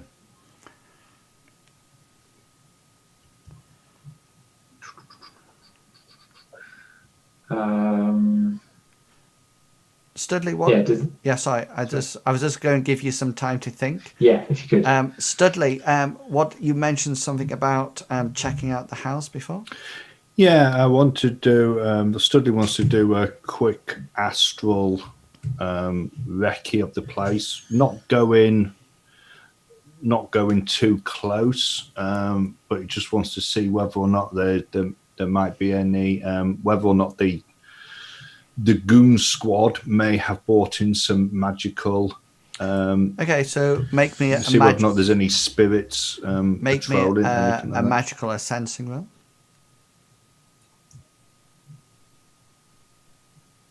Main, no, it's under skills, isn't it? Skills.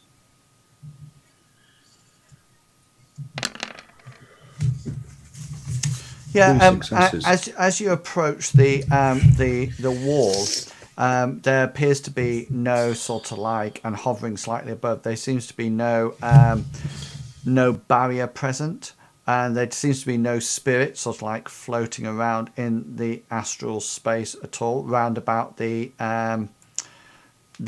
area. Do you actually wish to pass over the wall or not? No, I do not. It was just a brief recce, just to check it out. Yeah. Now I don't want to pass over the wall. I'm once that's done, I'm going to go back and help Mother. Excellent. Yeah, with her underwear. Well, if that's what she needs helping with, yes, I'm quite willing.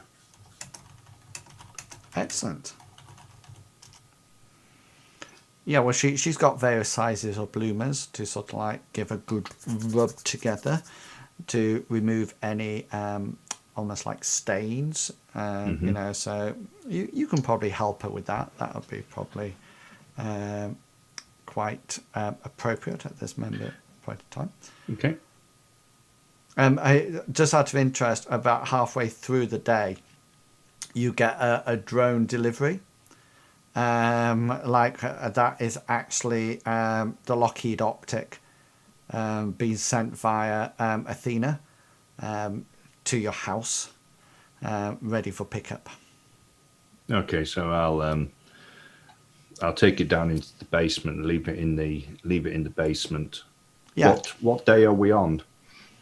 This is the day before you need to do the right thing. And Billy Bob, is there anything that you would like to do?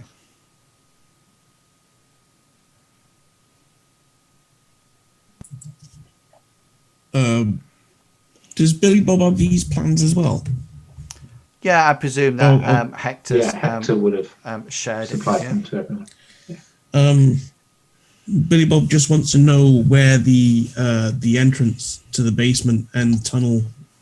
Well, as you can see from the plan, there seems to be no tunnel access or entry anywhere. Right. But well, your actual bit where you're going in is on the opposite side of the wall, isn't it? Yeah, but if you look at the basement, there appears to be no sort of like part that says tunnel entrance. But as previously mentioned, I mean, is there like a drain? I don't know, like a storm drain or something, a drainage system. There's a drainage system on the outside of the wall next to the road that you will enter, and then you will go along it until you reach the one with the code, which is that one that you probably wrote down, which is MQ174. Yeah. And then that will, according to your information, will lead you into the basement. although currently from the map via Hector, there seems to be no actual entrance to the basement via that tunnel. Via a tunnel of any description. Right. Studley, when you get the information from Hector, there seems to be no outbuildings either. Oh, okay. It's an old Yeah. plan. Okay.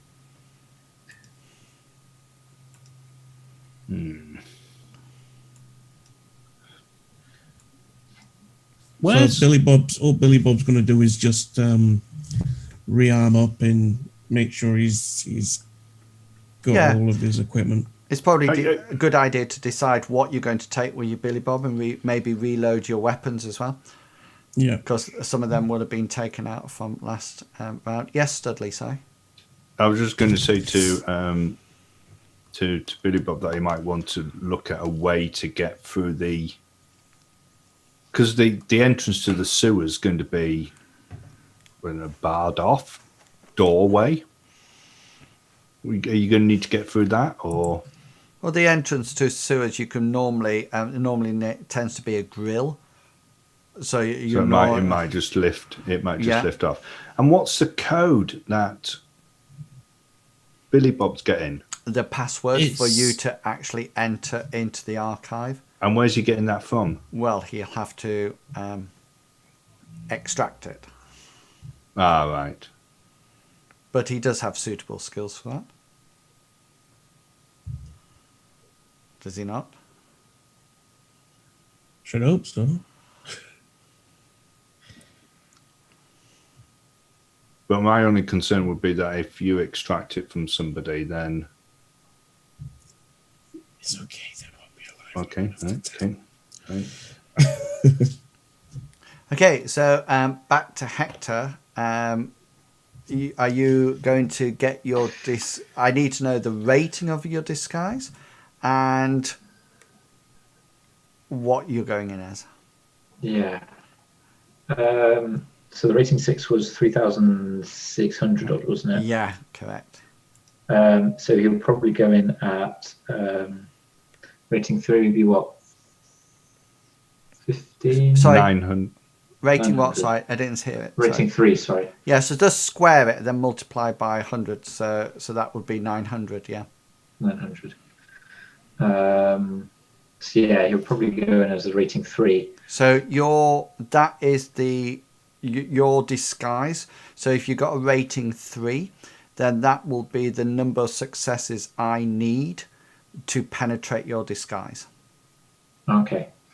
I mean, obviously, if, say, for example, you were disguised as a cowboy, then somebody like Studley wouldn't even bother looking at your disguise because they'll just sort of like think. But when you're trying to infiltrate something, then that is when your disguise will come into play. So I'll just sort of like do a perception roll to see, and then however many successes I get, then if I go over, then they notice a piece of latex slipping from your face, or they notice that it's not, your nose is not quite straight, or something like that, and they see through, or that it doesn't quite go underneath your collar, or something like that. Okay. And then he was an inventor businessman, wasn't he? He was, yeah. So Hector's probably thinking he'll go in as some sort of journalist to try and get the chap's life story. Okay. That's probably the best. That's all I can think of, because he can't really do anything else that I can think of. Okay then. So you want a rating 3 disguise, yeah? Could I make that rating 4? Yeah, so that would be 1,600. Yeah. And that comes with a suitable ID card saying that you're a journalist. Okay. So that would be rating 4 journalist. Cool. What's it like do you know when we've got the outside of the thing, was it like sort of a place where the main entrance that you go into? Yeah, there was like a main gateway that, and then a drive coming up with a huge turning circle at the top. You're not going to have problems with that getting through, because they're going to ask whether or not you've got an appointment. Well, that's when Hector's face skills would come in, won't it? Yeah. Okay. And then sort of like with speaking of that, was there a number for the house included in the package, or would No. we be able to find that out? No. Not at all. Even if you find it out and phone it, it appears that all lines are down in any case. It's as if they've sort of like disconnected themselves from the Matrix as well. Hence, Studley, why you're going in rather than Athena just coming in on the Matrix. Mm-hmm. That blows that out of the idea out of the water. It's a It sort goes of like- pre-ringing up. Can I make an appointment to see so-and-so, please? Okay. Having done all that, having wired the disguised chap for money, Hector will await his disguise and his ID cards and all that sort of thing. Cool. Before going out. Okay. Studley's going to he's going to go in as normal. He's going to go in with his weapon, etc. Yeah, cool. Okay. Anybody else want to do anything before we head off? Billy Bob wants to get in touch with Amazon and find out when his suppressor's getting here. Yeah, That he ordered ages ago. It says that it will be here soon. It's one of those things that it always does on Amazon. It just says awaiting to be dispatched. Yeah, it's still and then waiting. Then it changes from waiting to preparing. Yeah. And then it goes from preparing to dispatching shortly. Hector, currently living with Billy Bob, notices this and volunteers his.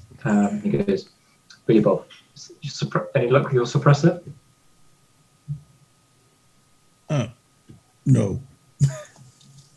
Hector will then go to his go bag, pull out one of his 2 tasers and some shells and some taser darts and go, use this. Might be quieter than your Beretta. Ooh. He's going to take it. Okay, cool. Load it up. But I do want it back when you get your suppressor. I will. Okay, so what's it take? It is. I'll just get it up and then I'll tell you. So it's in your equipment tab. Right, hang on, guys. While you guys are doing that, let's have a quick. What's the time? A quick 10-minute break there, and so you can get everything sorted and ready for the next part of the adventure. And we will be back in 10 minutes. So please don't go away, or go away, get a drink, and then be back in roughly 10 minutes. Wasn't it? That's going to be absolutely wonderful, because all that they come in from after that is big saying, I'm good at burning poo. And then that's absolutely it. Oh, no. Oh, well, what can one say? What can one say to that? Okay, let's just make sure music is off, I think, because that's something else I always tend to do, isn't it? Play the music. So I'm speaking. All wings, check in. Blue Ring reporting in. Yeah, that's it. Simply Red standing by. That's absolutely brilliant. So we're all in. So about another hour of gameplay, guys, or 45 minutes. What do you want to do? Either or. What was it? 45 minutes? 45 minutes, yeah. Okay, then. That's That'd be it. great. I will wait I got to a bad back at the moment as well, so I'm finding it hard to sit down for long periods of time. my God, I'm with the Black Death people. Thanks, I feel your pain, dude. Can I just say that, I was going to say I'm the eldest here and I'm totally fit, but really and truly, I'm on so many tablets, I just feel fit. Really, if I came off them, I would If you took your tablets away, you'd be dead. I'd just be a shivering wreck somewhere. Longshanks is not going to mention that he's the youngest and he's on no pills. Well, But you wait It comes to us all. I know. Yeah. It comes to Need to go on kids. antidepressants at the moment because of work. Kids, yeah, I tell you. Right. Okay, let's get some action going. So everybody's ready now to sort of like head off into the mansion. So it's going to be a 4-prong attack. So what I'm going to do, guys, is move between each of you. So by all means, listen to the other people. You will have comm links. So if you wish to interact with the other people, then please ask for their help rather than other people sort of like bursting in. So for example, if Studley's doing something and the other guys have a really good idea, then remember, don't say anything until Studley says, I've got this issue, what do you think I should do? And then we can come in. And I say we because I will come in with Athena as well. So on the day of the actual infiltration, shall we say, what time are you planning on going in, each person? Because of course it could all be different.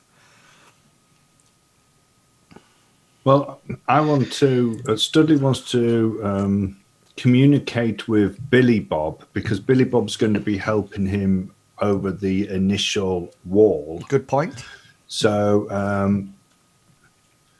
we want to be going together probably, and then him helping me over the wall, and then him heading to his Yeah, grate. good point. So what time are you planning on doing that?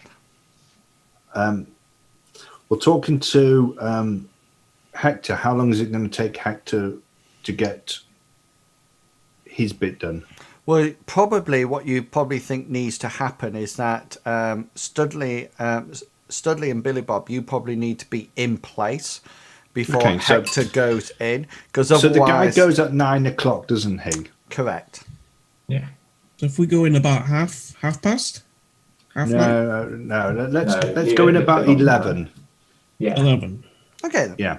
So we're going to do our. So that gives us 3 hours. Our bit. Yeah, but if we get there slightly beforehand and see what the place looks like, see if there's somewhere that we can sit and watch the place, maybe. That's not too close, if you know what I mean. Maybe. Right. I don't know how you where. No, that's fine. Ignore me. Okay, then. So about what you're going for? 11 o'clock? Are you sitting and watching the place first, or are you going straight in? I do want to quickly check astrally again, just to make sure that nothing's changed over from when I did the recce yesterday. Okay. That all of a sudden a whole load of barriers haven't gone. Okay, so the Lockheed optic comes in a satchel that you can wear, Studley. Okay, so that will go over his back. Yeah. Who is somebody eating?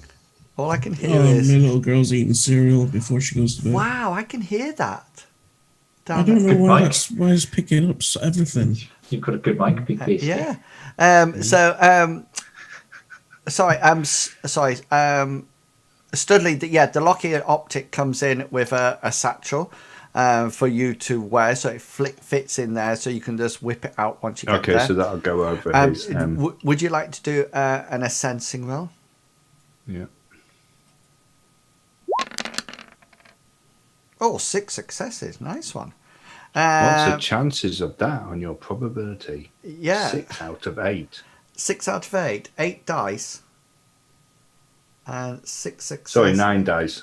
9 dice, and you got 6 successes. 4.24%. Well, that is pretty good there. All 6s as well, if you look at them. No 5s. Yeah, if I'd pre-edged that. Yeah, I take it my edges come back as well because I've had a long rest. Yes, yeah, exactly. Okay, so you get there with Billy Bob about 11 o'clock, and the place is still exactly what you saw before. There's no barriers, there's no spirits. There's even, as you pass it in, there's nobody on the gate or anything like that. and you get to a suitable point that is probably opposite the shed. Yeah. Mm-hmm. And Billy Bob gives you a quick shifty up over the wall. You want me to roll his strength? Or? Well, I mean, more interested in Studley's climbing ability. Right, okay. His climbing ability is absolutely 0. Okay, so but you'll still have a skill in it. You'll just be at -2, won't you? Right, okay. Or -1, sorry. Physical climbing. So it'll just cascade. It's just default. Okay, what on to? I'm not seeing a climbing. Is there not a climbing there? I Skills, physical. thought there was a climbing. My fault. Would it be gymnastics? Yes. Gymnastics, I think it is. Yeah. I think it's well, gymnastics. It's a good job I put some points in it. Agility.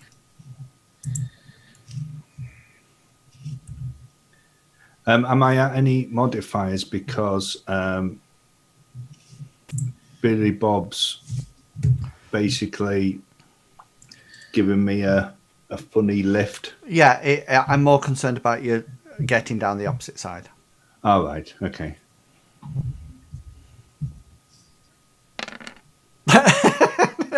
Wow! One success. One success on 2 dice. And you didn't critical. And I didn't glitch. Yeah, I was going to say. Yeah, so you sort of like, Billy Bob sort of like pushes you up, and then you sort of like shimmy over the top, and then you sort of like hang on with your hands and sort of like dangle as far down as you could possibly can. And then with that one success, you just drop down onto the wet grass.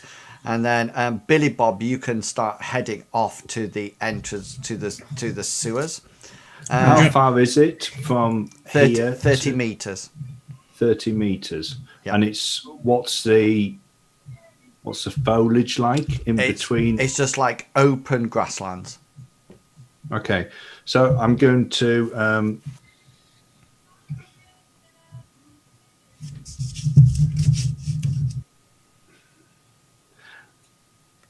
Hello. I'm going to. Sorry. Yeah, sorry. I was just switching my thing. I'm going to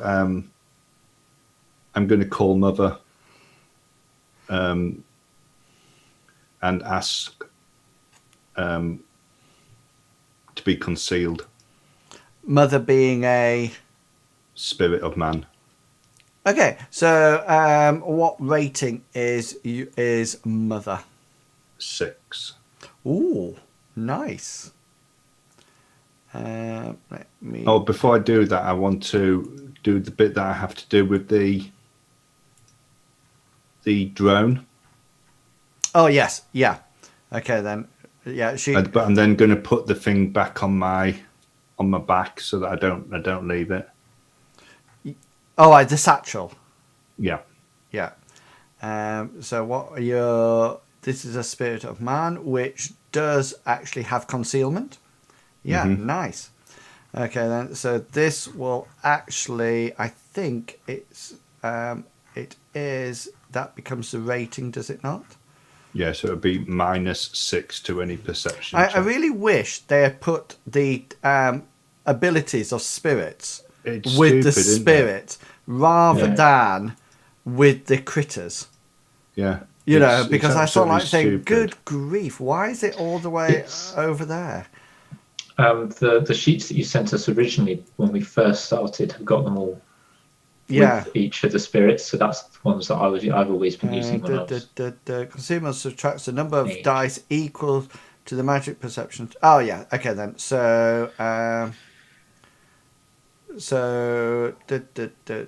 right, okay then. So this will be -6 to their rolls. Yeah. Well, you're quite lucky actually, because there's no. How many services does Mother have? 6. Okay, 5 now. so you'll be down to 5. And how does she manifest herself? I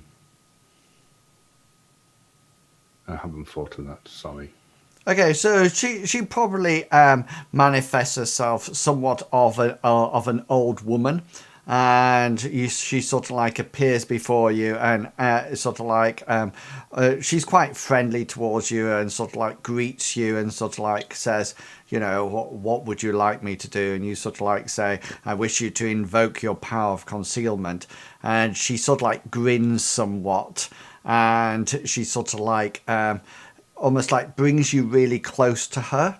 And then she seems to have also this cape around her that she sort of like wraps around you as well, and sort of like conceals you. And you can see that the grass now, you're almost like invisible compared to the grass. And she sort of like she sort of like brings you close to her as she conceals you, so you can actually start moving across the grass. You do notice that there seems to be no guards out here. There's no patrols or anything like that. And you slowly move your way across the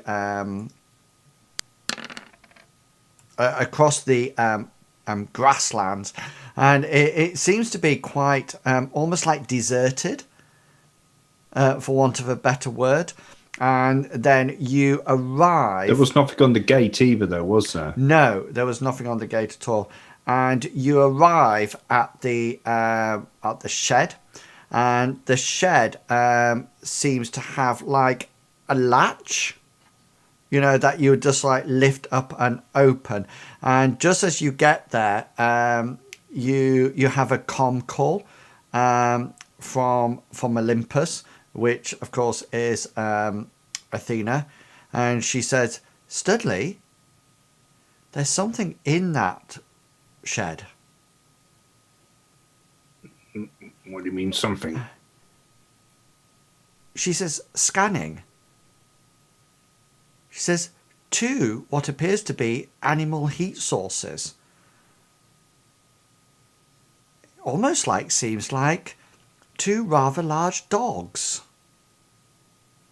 So Billy Bob, you're heading down the road, and you soon find this sort of like the grate ready to yank off. And can you just roll me strength plus strength together? So double your strength and roll it.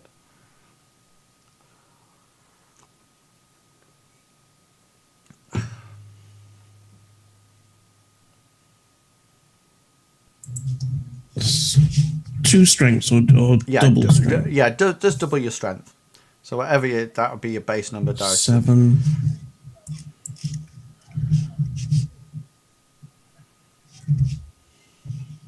So just use the normal roll button if you click on your... I think... Right. Do you have it on your tokens? Or do you have it... Oh, yeah. At the bottom no, or something? right. Yeah? And just hit the 7.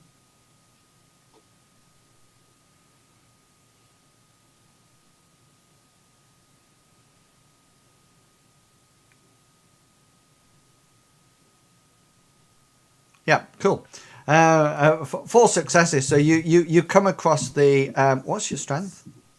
7. 7, yeah, cool. So you come across the grill, and it looks a bit rusted round the ends, but you sort of like prepare yourself and you brace yourself and you sort of like give it an almighty yank, and it seems to quite easily open, and you suddenly think that was... You almost like think it's too easy as you pull it open. And before you is the sort of like the sewer tunnel, and you sort of like trudge along there, and there's this smell of sort of like feces and general decaying matter, and there's a bit of algae hanging from the ceiling, and you come across the side entrance, and if you remember, it was MQ174.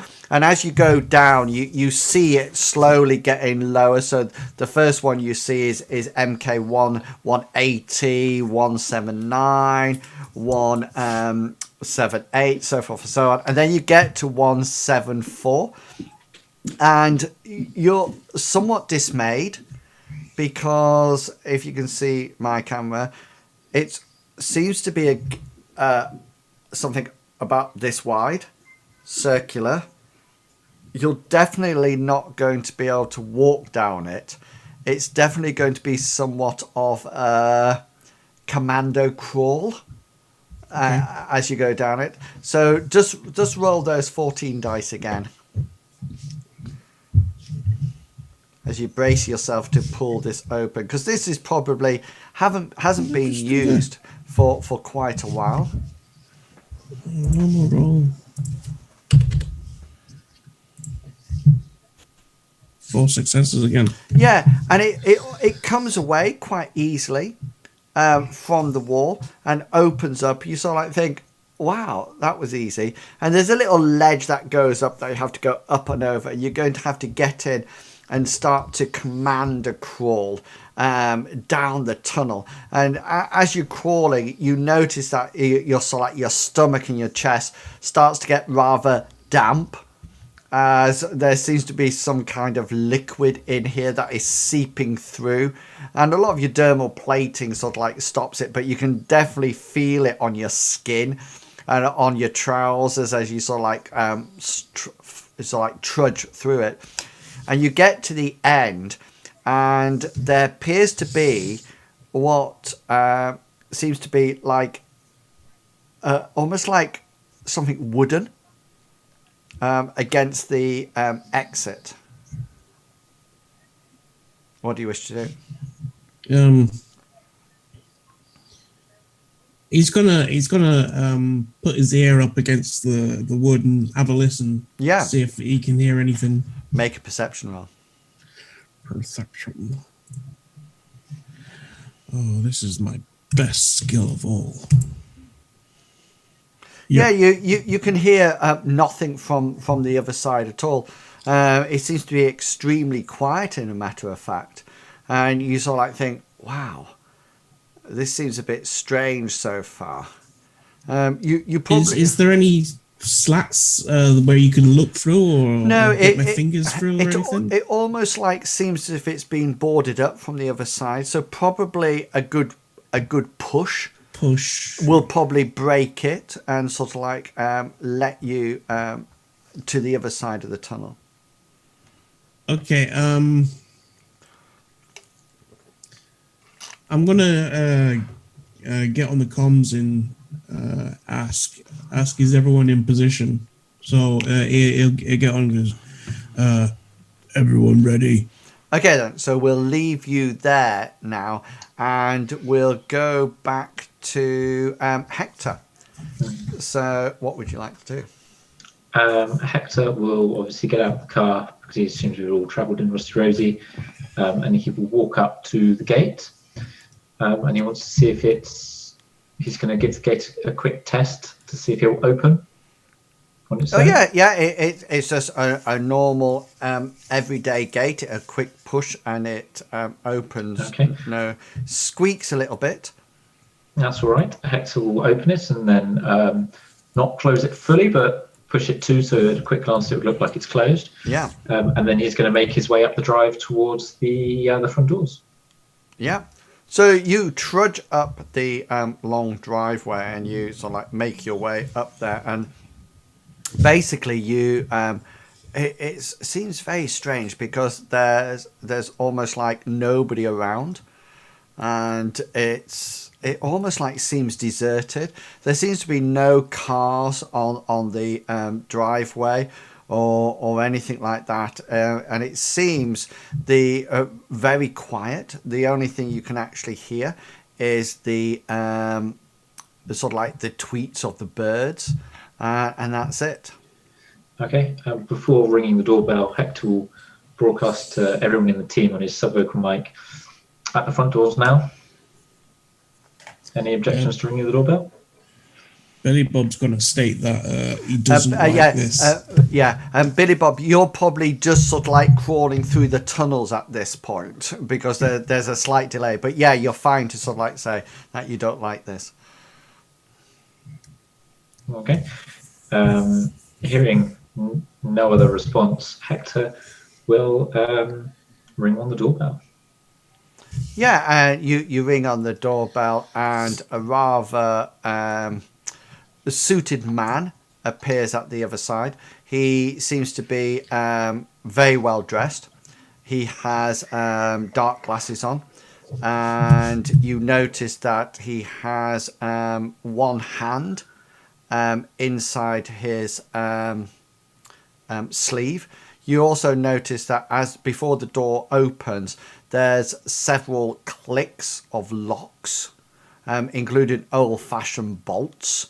You don't think the house is probably wired up for things like madlocks or retinal scans or anything like that. It's quite an old-fashioned mansion, and there's several clicks of locks, and then it opens up and this guy appears. He's quite hefty, and like I say, he has his hand inside his jacket, and you can see that he's got quite a big bulge on underneath his left arm, which you assume is some kind of firearm, and he just says to you, yeah. Before I start, Hector is going to use his voice control adept power to change his voice to make it a little bit different. He goes, "Hello, my name is David Coleman. I'm here as a journalist. I'm planning to do a piece on Marcus Lithuanius, about his life for my paper. Do you want me to pass you my ID?" Mr. Lucindius is currently unavailable.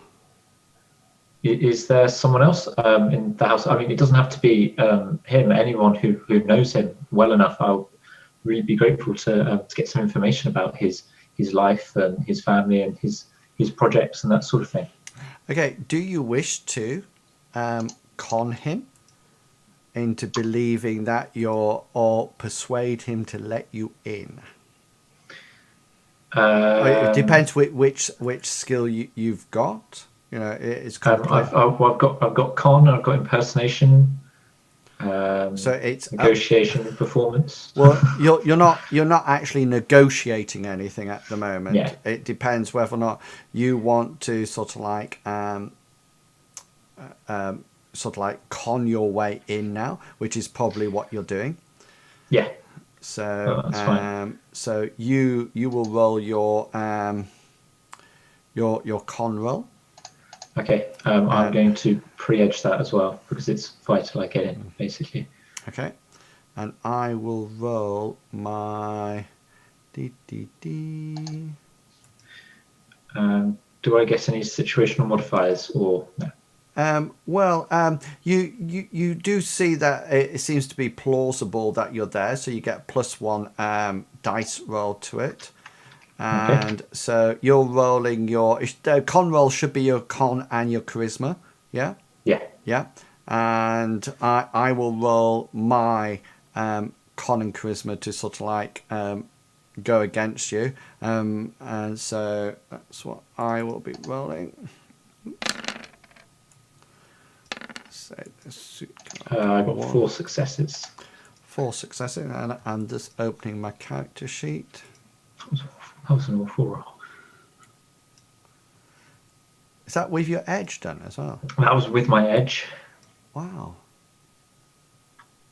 Rolling 12 dice with exploding 6s. And I got 4 successes. Yeah. Mm-hmm. Con is a con. Yeah. The con is the con.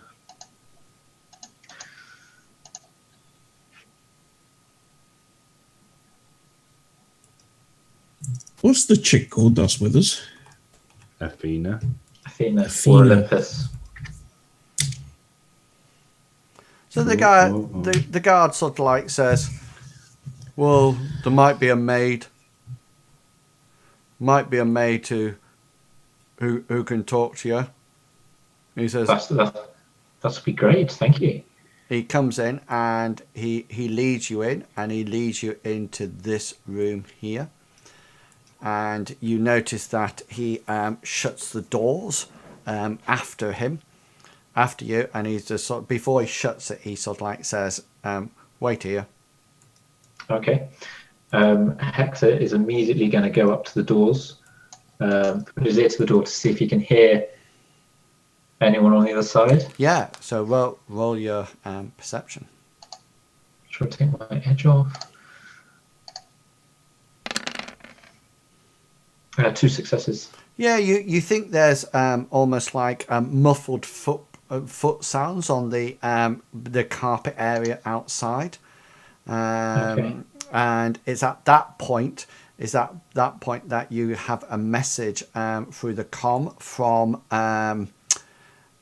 Billy Bob that says, "Is everybody ready?" And we're going to shift over to you, Studley. Okay, so still under the concealments of the mother, Studley's going to cast a spell. He's going to do a Trid Phantasm, which is going to manifest itself as a large ginger cat, smelling of a cat, looking like a cat, and meowing like a cat. And it's going to start scraping at the door. Okay. Of the. I presume this is sustained, as out of interest. It is going to be sustained, and I'm going to be casting it at Force 3. Cool. But I'm going to be edging it. Okay, nice one.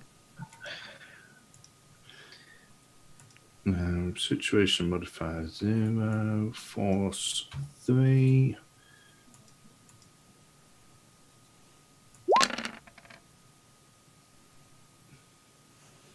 Okay, so I got 5 successes on the actual spell. Nice. Resisted all the drain. Nice. My focus concentration is sustaining it, and once it's made a few meows and scratches at the door. Yeah. So now I have to resist this, don't I? I believe so. Yes. Yeah. The spellcaster must score more than the resisted hits. So the living things, it's logic, intuition plus logic, and the threshold is the number of hits that you got. So it's a bit like you've conjured up this illusion of this cat, and when the dogs see it, they resist the illusion. So if they resist it, they sort of like think, hang a minute, that doesn't actually smell like a cat, or it doesn't look quite like a cat, and that's how they sort of like resist it. So let me just. Okay, so once it's been outside for a bit, from one side, Studley's then going to hit the latch from the door and push it so that the door opens. Yeah. And then, well, he'll probably get the cat moving. Can you actually move things while concealed by a spirit? I'm not sure. Intuition and lock, 6. Right, so I need to roll 6. Right, the first dog glitches, and the second dog glitches as well. So both of them actually only get 1 success and glitch. I think as far as I'm concerned, even spell casting, but I'm not too sure at the moment. But I think what will happen, because otherwise I was just thinking, if you don't come around, people can just sort of like be concealed indefinitely and do whatever they want. Yeah, and just sort of like come up, backstab somebody, and then walk off, and you wouldn't actually know. So I think what happens is that we'll have to break the concealment, but I want to break the concealment so that I'm not in sight of the house. And then from the side, I want to push the door so that it hit the catch and push it.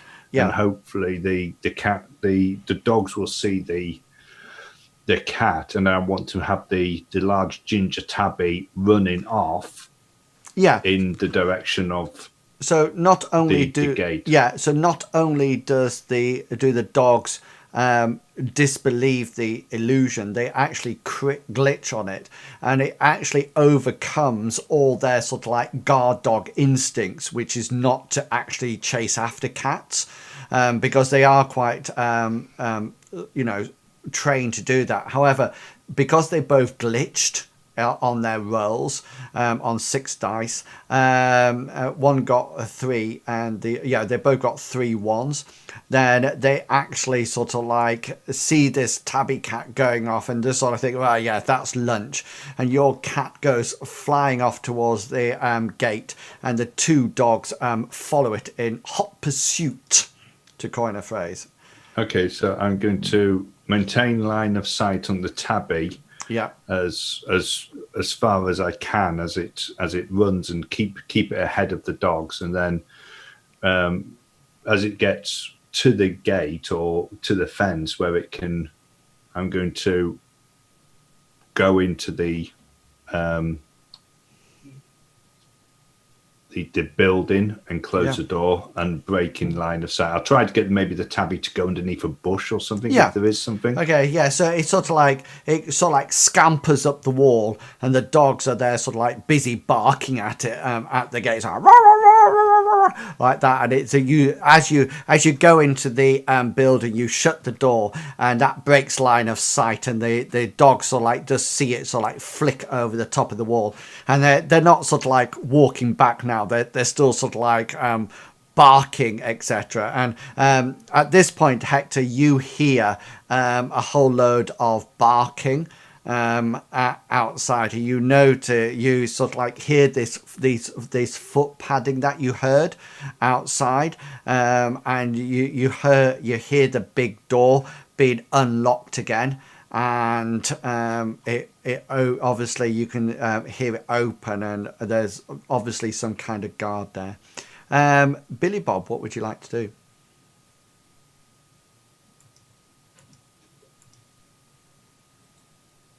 You're muted, Billy Bob. Have I received a message yet saying that we're good to go? Or no, you haven't heard anything back at all. Right. Okay. So once I'm in that building. Yeah. Can Studley go onto his comm, and he'll say, "Trigger's in position." Okay, yeah. So you've got the memory stick, the USB drive ready for the virus, but you notice there's almost like it's huge. This computer, it really is huge. You just sort of like think, what? You thought your A3000 at home was bad, but this is massive. It's almost like it's even bigger than a Commodore 64 was, or something like that. And there seems to be a terminal that is going. It has the little dashes, and it's being, and it's obviously waiting for some kind of. What else is in this room? Yeah, and it says there's nothing else in here. There's a few dog bowls, a couple of dog bowls and dog baskets. You also notice that there is a gentle hum in here, so not of a smell, but it's going. And you notice that there seems to be sort of like what appear. Do you have a computer knowledge skill roll at all? No.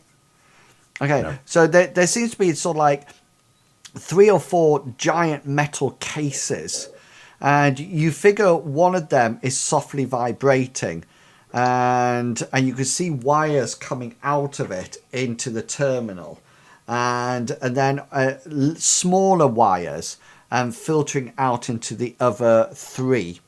And like I say, the terminal is just going blink, blink, blink, blink, blink. It's obviously waiting for some kind of password or passcode to put in. But there was no lock on the door at all. No, it was just a latch, and it was latched on the outside, and the like dogs, you have on a shed. Yeah, exactly that. Okay, Billy Bob, what would you like to do? Billy Bob's gonna wait till he's received a message from everyone. So he's got one from Studley. Studley.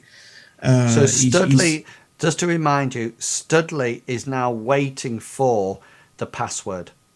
Yeah. Studley can't do anything, and then once Studley has the password, he can then start wiping the archive drives with the virus, and then Hector has to have done his bit and actually got the data to Studley, so Studley can then upload it. Yeah, so I'm just waiting for Hector to say, yeah, we're good to go. And then I'll get through the wall somehow. Okay, is this wood? Yeah, it's just wood. Yeah. Okay, then we'll go back to Hector then. Okay. Hector, hearing the what he assumes the guards and the go outside for the dogs, he's going to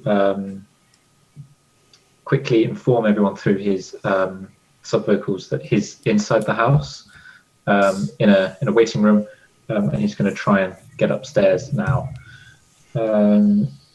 Studley's going to go back onto his mic and say, it's very strange, but there wasn't even a lock on this door. It's supposed to be an archive, and there wasn't even a lock. And I haven't seen anybody at all. There'd be a couple of dogs, no guards, Hector, no magical defense, no lock. Hector will go, one guard, one maid, deafness inside house. Well, Others not sure. next time he hires a goon squad to protect him, he's gonna have to hire more than one guard and a maid. Hector is then going to very carefully open the door, try not to make any noise. Okay. Roll your stealth skill.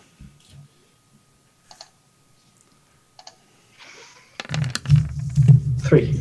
Yeah, you manage to open the door, checking the hinges so it's open wide enough to have a look out. He's then going to go through the door, close it carefully behind him, and he's going to have already sort of like had a look at the floor plans before he came. So he's wanting to make his way to what he thinks is the master bedroom. Yeah, well, you've so you've got the floor plans. You've had the floor plans. Yeah. So where would you like to go? I'll move myself to just outside what I assume is the master bedroom, which I'm pinging now. He'll try there first, and then the office. So you come up these stairs, until here. Okay, it's as you come up the stairs and round to this place that you notice. Can you see this door here? It's at that point. Sorry, I didn't see the one you pinged. Oh, sorry.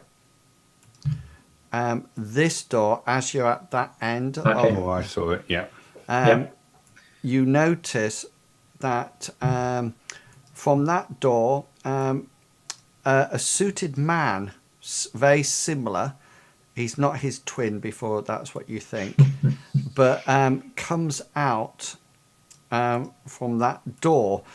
He's just walking quite casually, and he comes out the door and sort of like looks at you down the corridor as you're sort of like listening up at the door or about to go in, and says, excuse me, who are you? Hector's going to turn around and goes, oh, I'm sorry, I'm David Coleman. I'm here to I was here to interview the owner of the house, Marcus Zinnius, but and then he's going to flash. He's going to get his card out and his ID out and go. Are you going towards him? No, I'm staying where I am. Okay. I'm looking for the bathroom, if that's all right. He says, he stands to one side. He says here. My thanks, good man. I must have got lost, and he's going to make his way towards the bathroom, open it and close it, locking the door if it has a lock. Yeah, it does. As he goes past. All good bathrooms have a lock. And he's going to put his ear up against the door and wait to see if the chap disappears, running a tap in the basin as well. So it sounds like he's doing his business. Cool.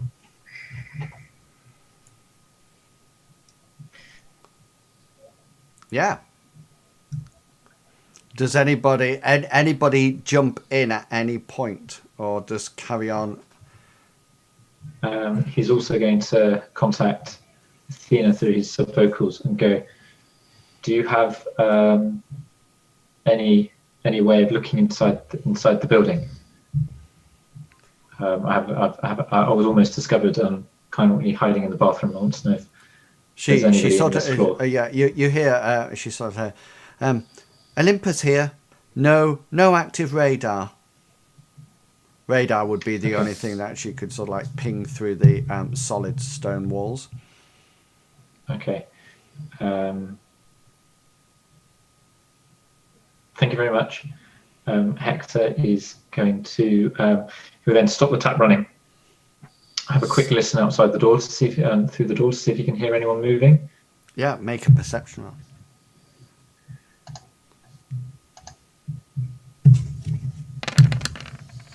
5 success. Yeah, you can hear almost like the soft pad or the tap of a foot outside, almost like the breathing, as if somebody's maybe waiting outside for you. Hector will then flush and wash his hands. And once he's finished that, he'll go and unlock the door and go outside the bathroom. Yeah, and so standing outside where you left him, says he goes, "Thank you for that." and the guard sort of like points and signals down the stairs. And so Hector will go, thank you, and he'll walk downstairs and sort of loiter here to see if the chap's following him down. Certainly is, yeah. Certainly is. And he'll go. He'll then turn when he gets to the bottom of the stairs and says, "I think I was meant to be." The other chap mentioned that he was going to be getting someone to meet me. Do you know where? The guard says, "Probably be in the main living room, sir. Straight through those doors ahead of you." Thank you.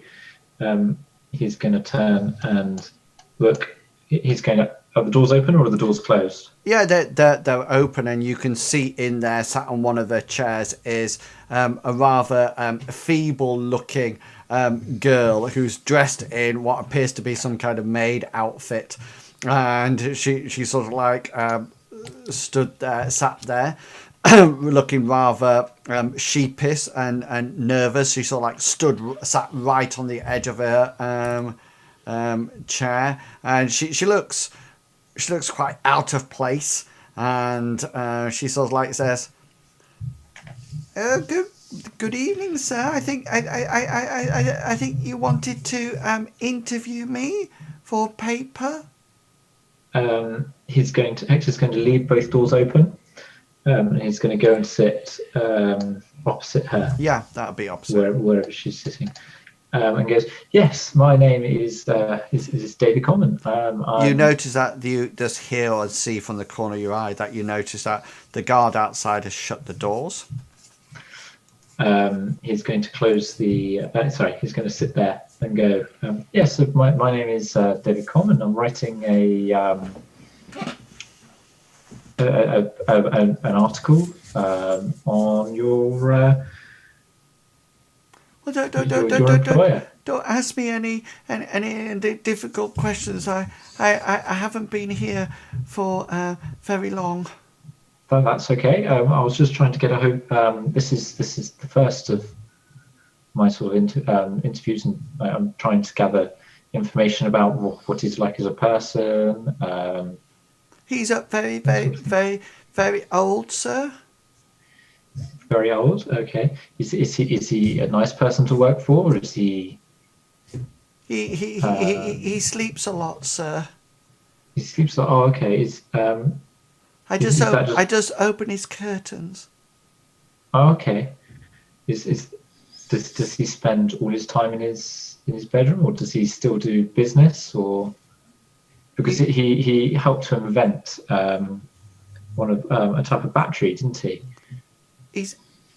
She looks sort of like at you, really sort of like puzzled, and says, "He's nearly dead, sir." Okay, it's just that that's right. I'm just trying to think of a wide background of him. The more information I have, the better my article will be. That's all. So, how long have you been employed? Here? 2 days. Ah, okay. I did say, sir, I've not been here long. No, I really, yeah, no, I appreciate that. It's just the security chap said that you'd be able to answer some questions. I'm doing my best to answer them, sir. No, I realise you are. Yeah. Do you know anything else that might be of interest to my article, or are you?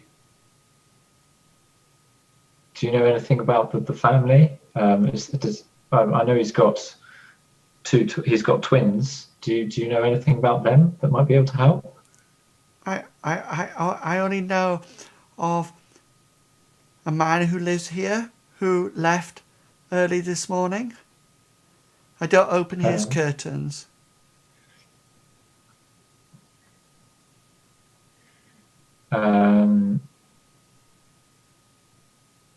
Is there what do you know of him? Is he following in his father's footsteps? Is he? He's not nearly dead, sir. I realise that.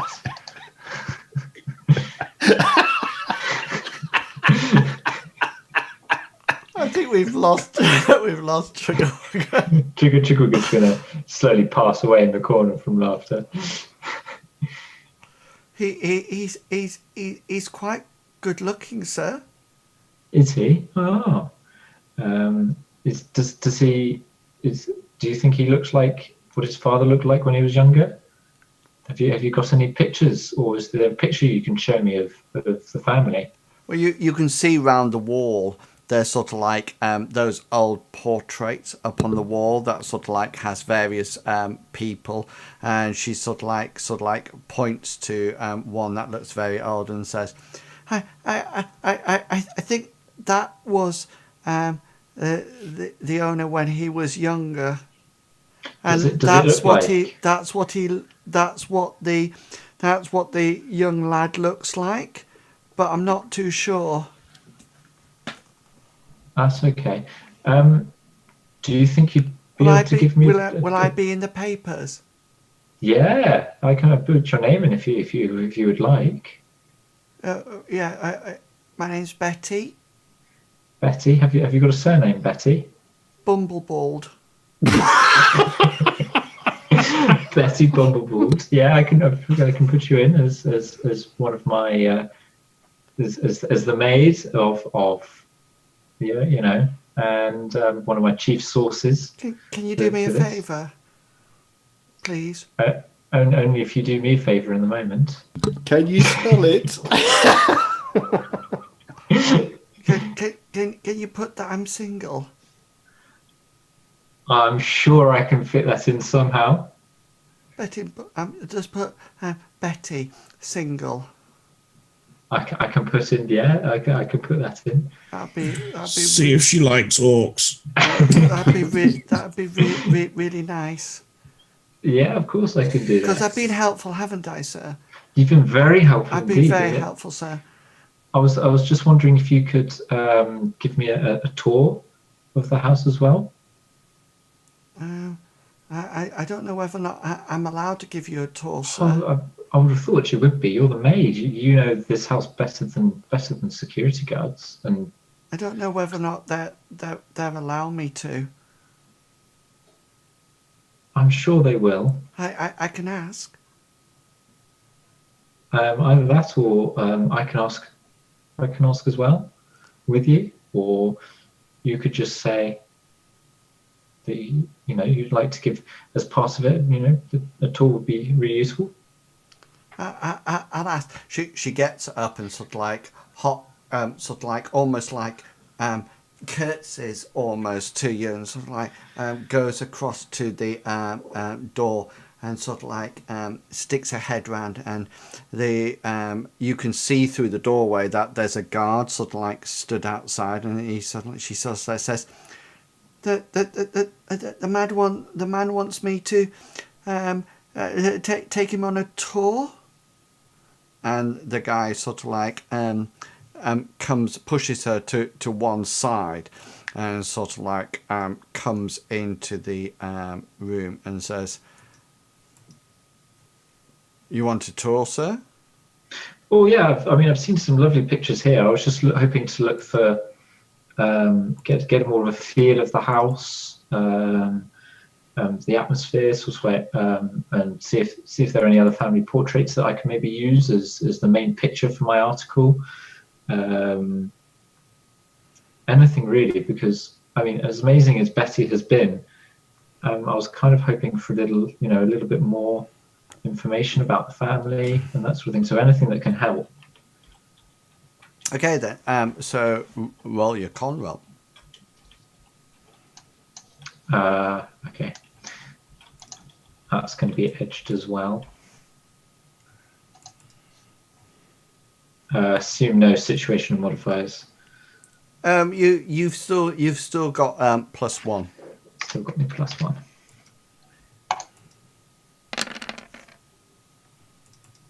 Three. Bye-bye, Edge. Did you pre-edge that? Wow. Yeah. I press the edge button. So this is his con roll. He says 10 successes. He says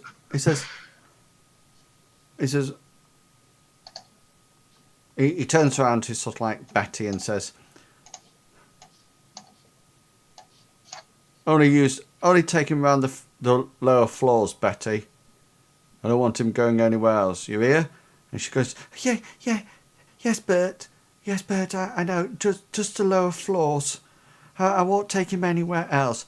And she just sort of like looks at you, Hector, and then looks at Betty and just says, Betty, you be careful about this one. Hector's not gonna mention anything at all. Okay, guys, and I think we will leave it there for tonight. So we're currently in a position when, if I'm right, and please forgive me if I'm wrong, Athena is soaring like an eagle above the house. Hector is being taken on a guided tour by Betty the maid. Billy Bob is lying in what he doesn't know, in a tunnel up against a wooden wall, and Studley is in an outside building that has been used by dogs, looking in front of a huge big terminal, awaiting the password from Billy Bob. What could possibly go wrong next week? I just think pretty soon the face is going to maybe run out of edge. Ran out a long time ago. Has he run out of it? He's run out of edge in the last roll. Wow. Oh dear. It just gets better from here. Yeah, things could only get better. This is where the face just pulls out a grenade and just chucks it. So best. Before we go any further, let me just shut that down. And before we go any further and finish it off for the night, I would just like to let the people have an opportunity to say who they are and where they can find them, each other. Big Beastie, in the tunnel, off you go. Yeah, I am Big Beastie. You can find me in my own channel, streaming whenever I can be bothered. Alternate to that, I will be in this channel right here, alternate Mondays, playing no longer Mondays. Oh yeah. No, well, wait to see. Sometime. Okay. Usually alternate Mondays playing Mithras, Tuesdays playing Shadowrun, and that is all. Other than that, I will be in his channel when he's in Will's channel when he streams, just lurking. Lurking like one does. Excellent. And Longshanks EPG. Hi guys, I'm Longshanks EPG. You can usually find me in this amazing channel playing games that Inwill's DMs or GMs, such as RuneQuest, Shadowrun, as you've been watching, which is every Tuesday, and currently D&D whenever that happens. And if I'm around, then I'll generally be lurking in Will's channel, causing mischief. Cool, excellent. And then on the end we have Chugawugga. I'm Chugawugga, and you can also find me in Will's channel for Shadowrun and Mithras. You can also find me moderating his channel as well over the weekends. Excellent. Thank you very much. Thank you very much for my players tonight. And thank you very much for you for coming along and enjoying tonight's stream with us. If you've enjoyed, then please consider following or subscribing or just coming back next week when I am sure something is going to go incredibly right. What else could go wrong? I tell you, what else could go wrong? I hope you've enjoyed tonight's stream. I will be back on Saturday for some Elder Scrolls Online at 3 o'clock BST time. So make sure you come along and join me and see what's going on. Okay, so it only remains for me to say to each and every one of you, have fun, guys, and I'll catch you all later. And until then, consider yourself waffled. Have fun, guys. Bye. Goodbye. Goodbye.